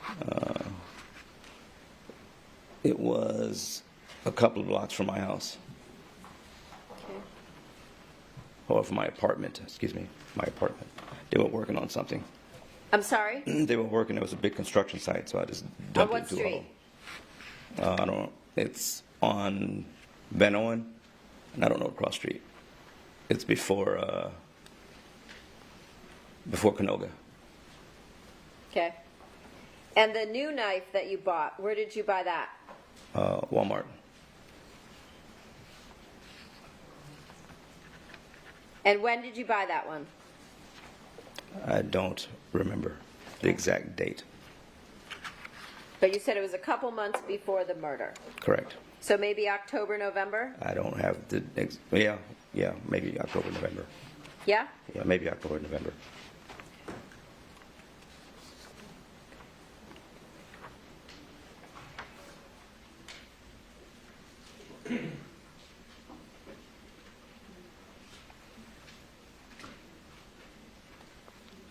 On the day of the murder, did you tell Mr. Levine and Company that you met up with Monica at the Target?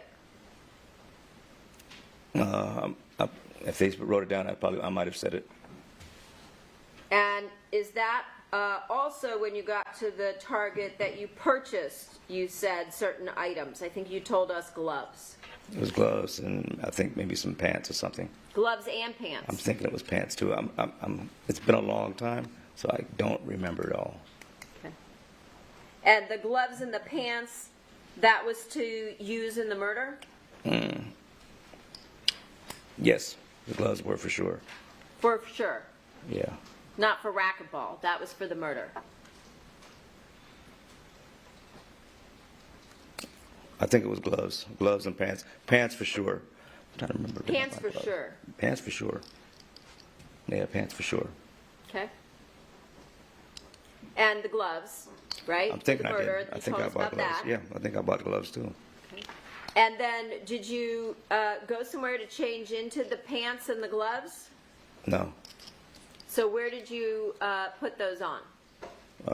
When I moved to that location I told you about earlier, where when I parked the car before we took off on foot.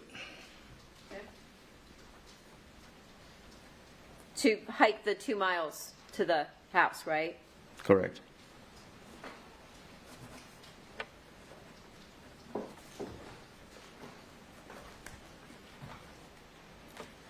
At any point in time, did you tell Mr. Levine and Company last week that Austin was in the Versa in the parking lot? Yes, he was. And yes, I did say that to him. You did say that? Yes. Okay. If it wasn't anywhere in the report or the notes, is that because you never bothered to mention it to them? I don't know why it wasn't in there.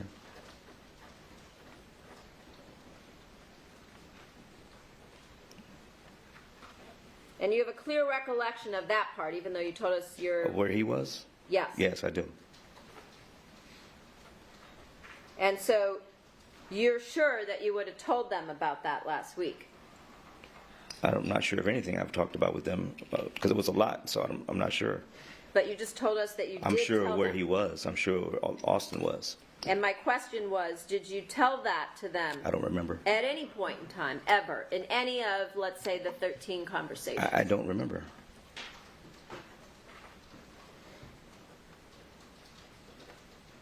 So a couple minutes ago when I asked, you initially said you did tell them, and you don't know why it wouldn't be in the notes or the report.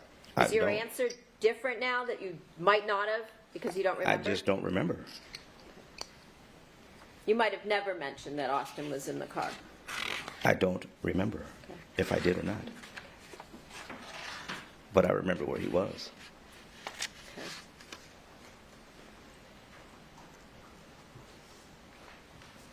Did you also tell them last week that Monica had given you the program to view her surveillance cameras? I had some type of access. I can't remember if it was a program or a window. I can't remember, but I did have some type of access to it. And remember telling them that you put it on your cell phone and a computer. Correct. Which cell phone would that have been on? That one would have been on my actual phone. Which phone? My actual phone. Which one? We talked about the Samsung 4, the 6, and the 8. The one with my number on it. I don't know which one it was. It probably was a 6, I'm guessing. And where's that phone? I have no idea. Did you get rid of it? No. You didn't get rid of it. No.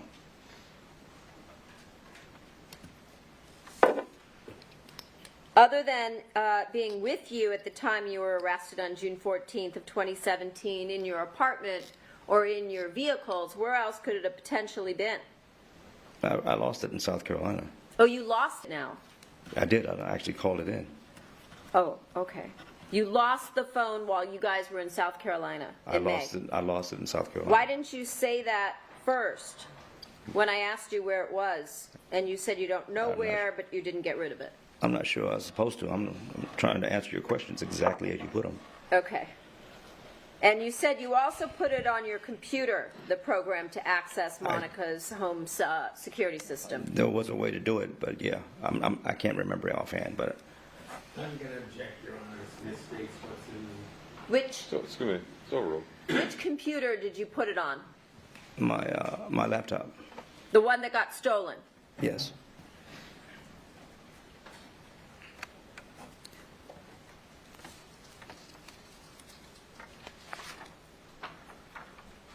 Did you also tell them that you buried the knife that you used to kill Fabio Sementilli?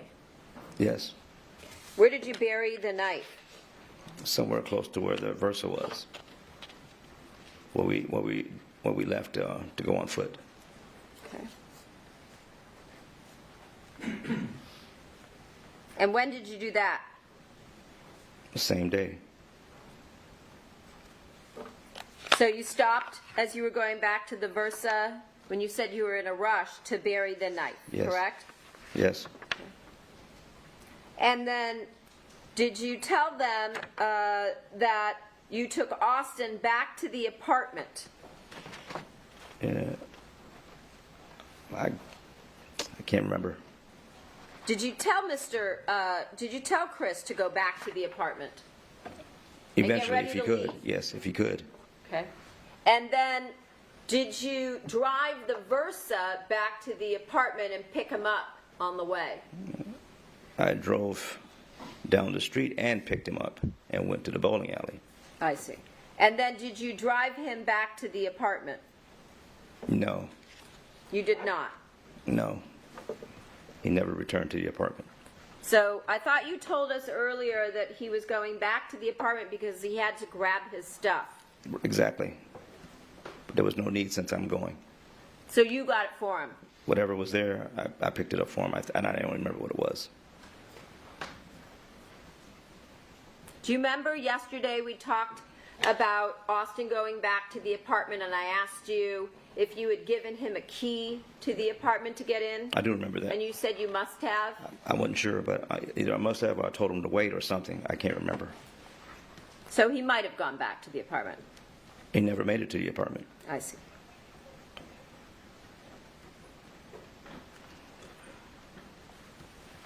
Do you remember telling Mr. Levine and company that after the gym you met Austin either near a bowling alley or maybe a gas station?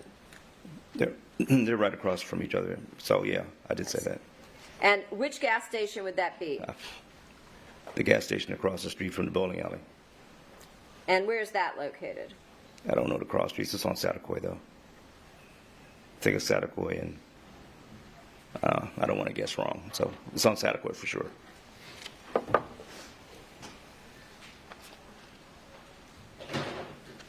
And again, during this interview, did you tell Mr. Levine and company that after taking Austin to the FlyAway, you drove back to the Porsche? Eventually, yes. And after dumping the Porsche in the residential area, do you remember telling them last week that you went to the bus stop and took that back to the location of the Versa? That was a lot missing in between, but yes, I did wind up at the bus stop to get back to the Versa. Okay. There's a lot missing in between. Like I said, everything's paraphrased.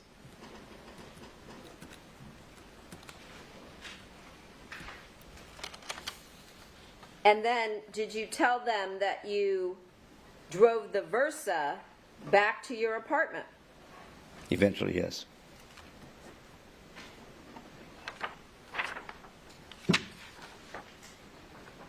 Did you also tell them that when Monica agreed to marry you, that that was good enough?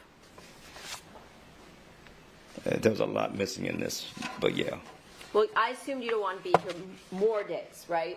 True So that. Very I'm true. just asking you. Yeah, but eventually it came to that statement somewhere, yes. You did? Okay.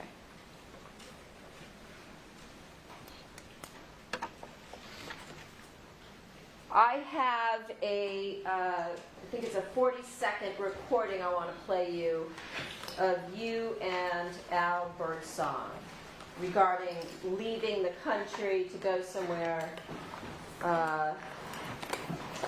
if you got out of this murder case. Your Honor, can I have the audio marked as, it's going to be on, All right. 158?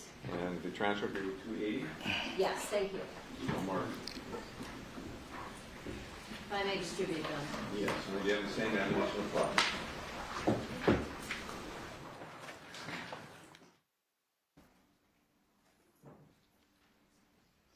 No matter what, you'll know where I'm at, and you'll get information from where I'm at, no matter what. All right. So good Lord willing, and creek gonna rise, and we're able to win the thing, and we're gone, buddy. Yeah, I'm down. I'm down. We go hold hands and get on that Winnebago. This call is being recorded. Drive on the left side of the road. Exactly. All right, man. Yeah. I will. Who's that we just heard? That's Al Birdsong. Okay. That would be you and Al Birdsong on this recorded call from jail, correct? Yes. Talking about, again, driving on the left side of the road out of the country, right? Talking about driving somewhere, yeah. Talking about driving somewhere. Left side of the road, right? Somewhere, yeah. This is an inside joke, but yeah. I have no further questions at this time. Will you please retrieve the transcripts? Yes.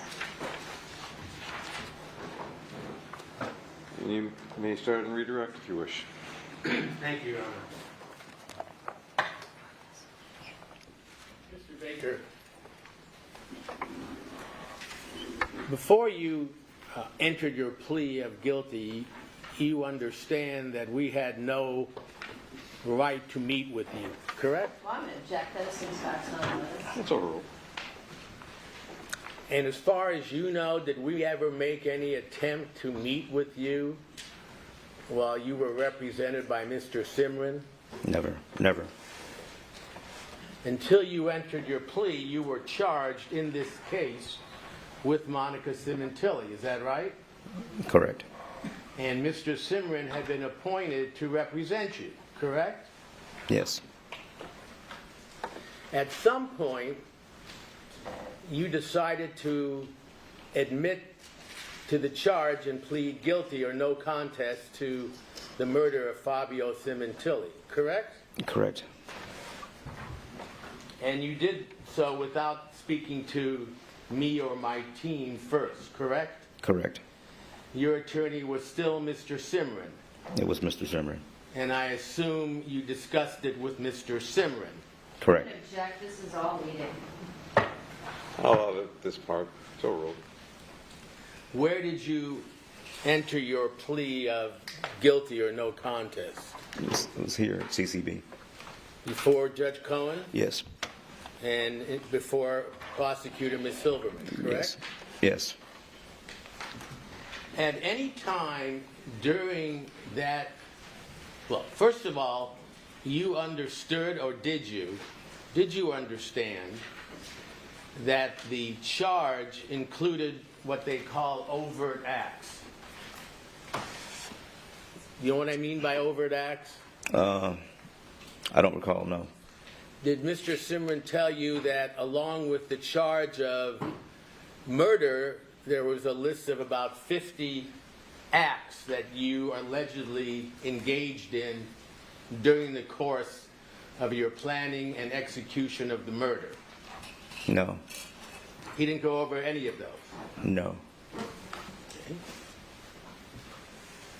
During your plea in court here, did anyone ask you if Monica Sementilli was involved with the planning or the execution of the murder? We never got that far, no. Did Judge Cohen ask you before you entered your plea if Monica Sementilli planned and executed the murder with you? Not that I recall. Did Ms. Silverman ask you before you entered your plea if Monica Sementilli engaged in any part or plan or carrying out of the murder? No. If you had been asked that question, what would you have said? Your Honor, I'm going to object. Can we approach? All right.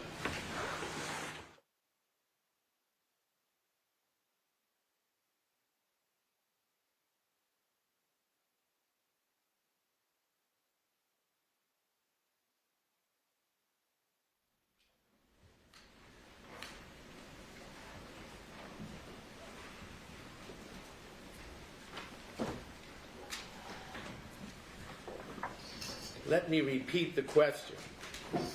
If you had been asked by the judge or the prosecutor as part of your plea if Monica Sementilli knew about or was part of the plan or execution of this murder, what would you have said? She had nothing to do with it. But no one asked you that, did they? No. So you were able to plead guilty or no contest without being asked if your accomplice was Monica Sementilli, correct? Correct. Now, after you entered your plea, did you know what the legal, well, you were sentenced also to life without parole, correct? Correct. At that point, did you know what the status was of Mr. Simran as far as still being your attorney or not being your attorney? I had no idea. Did you ever see Mr. Simran again after you entered your plea and were sentenced to life without parole? Just one more time. When you saw him, did he indicate to you that we, the defense... Objection, Your Honor, it's a meeting. Again, it's premature. I'll take it, Mr. Commissioner. You may finish your question. Did you give permission to him to tell us that you would meet with us? Yes. I'm going to interrupt you at this time, counsel. I need to tell the jury one thing before I let them go. We're going to recess for lunch until 1:30. So here's an extra treat since you... Your Honor, may I have markers next to defense exhibit 629? Yes. It's a court order involving Mr. Baker. So marked. Is there a copy for the people since we've never seen it? Is that our copy?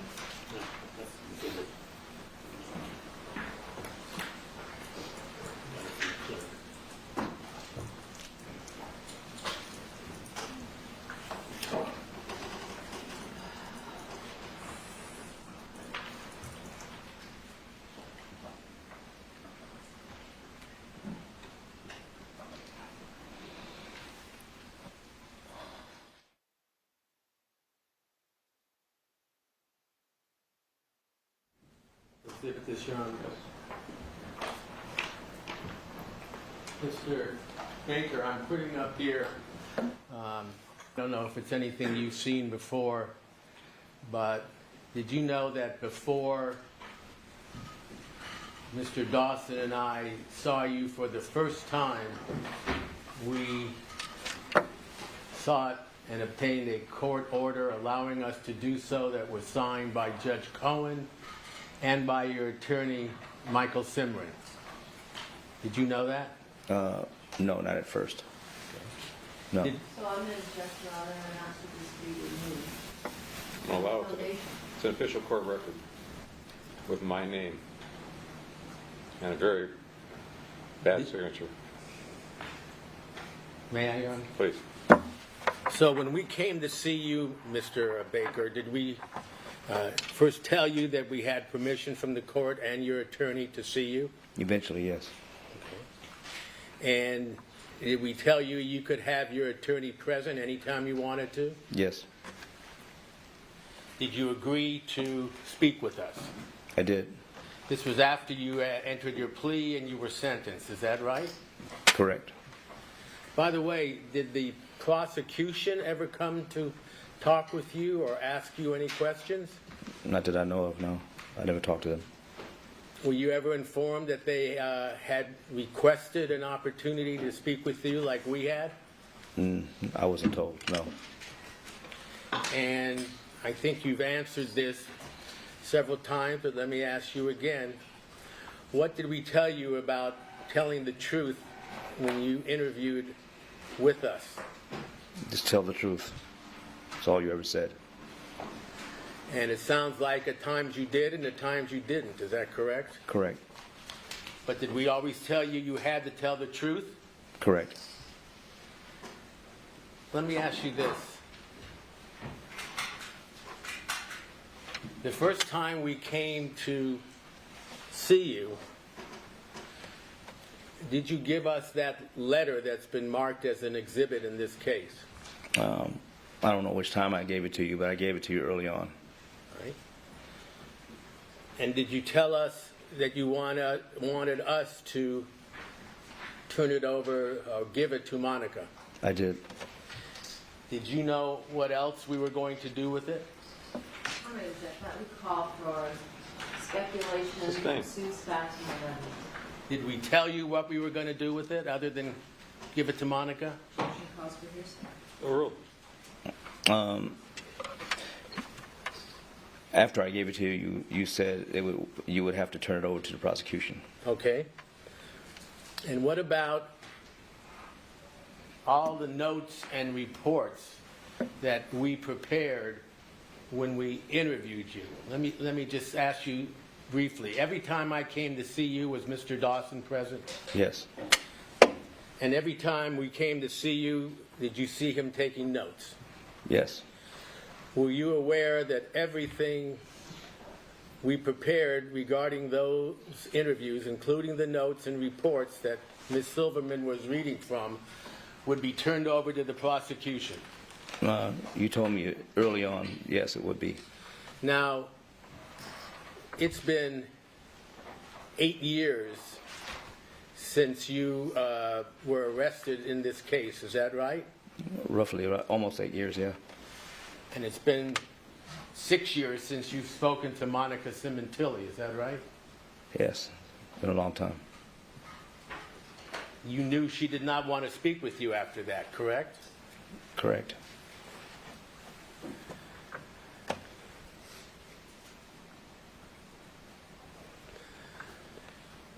So when you testified last week, had you been given anything in terms of reports, notes, or anything else to keep with you to help you prepare for your testimony in this case? Nothing. Is it fair to say then you were being asked to recall events that happened 8 years ago during the questioning of both myself and Ms. Silverman? Yes. Did myself or Mr. Dawson or anyone else on the team ever tell you what to say? Never. Ever require you what to say other than to tell the truth? Never. Just the truth is all you've been asking for. Ever give you a script or an outline or anything to prepare you? No. Have you had an attorney representing you during the course of your testimony here like Mr. Austin had? Well, I'm going to check. No.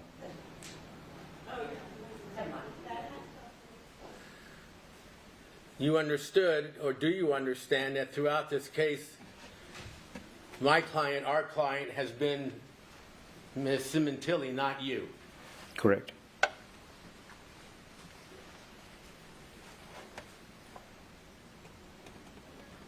Thank you, Your Honor. I have nothing further. Hold on. Oh, I do. Now I have marked as next in line 6:30. 630? 630, it is a report or a printout from Amazon of Mr. Baker's credit card purchases during a period that reflected on the document. So marked.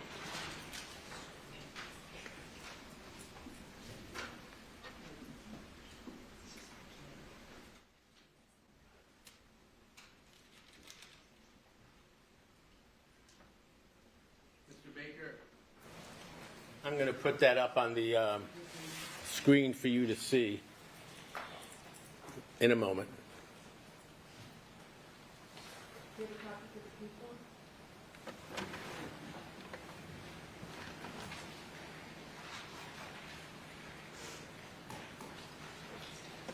Can we have a minute, Your Honor?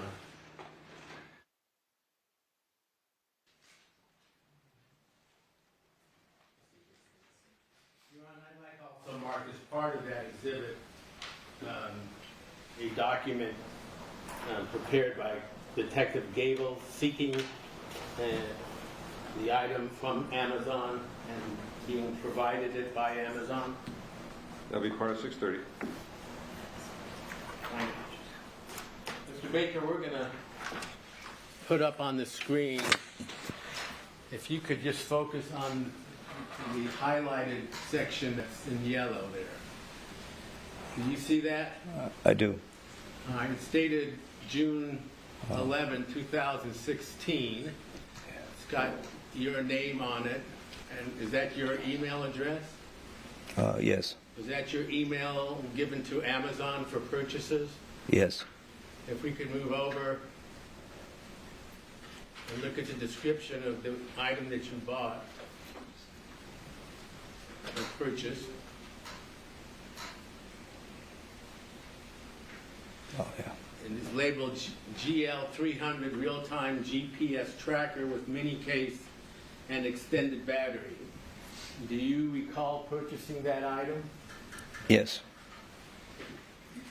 Was that one of the trackers that you had previously used, you said, to attach to one of the vehicles belonging to the Sementillis?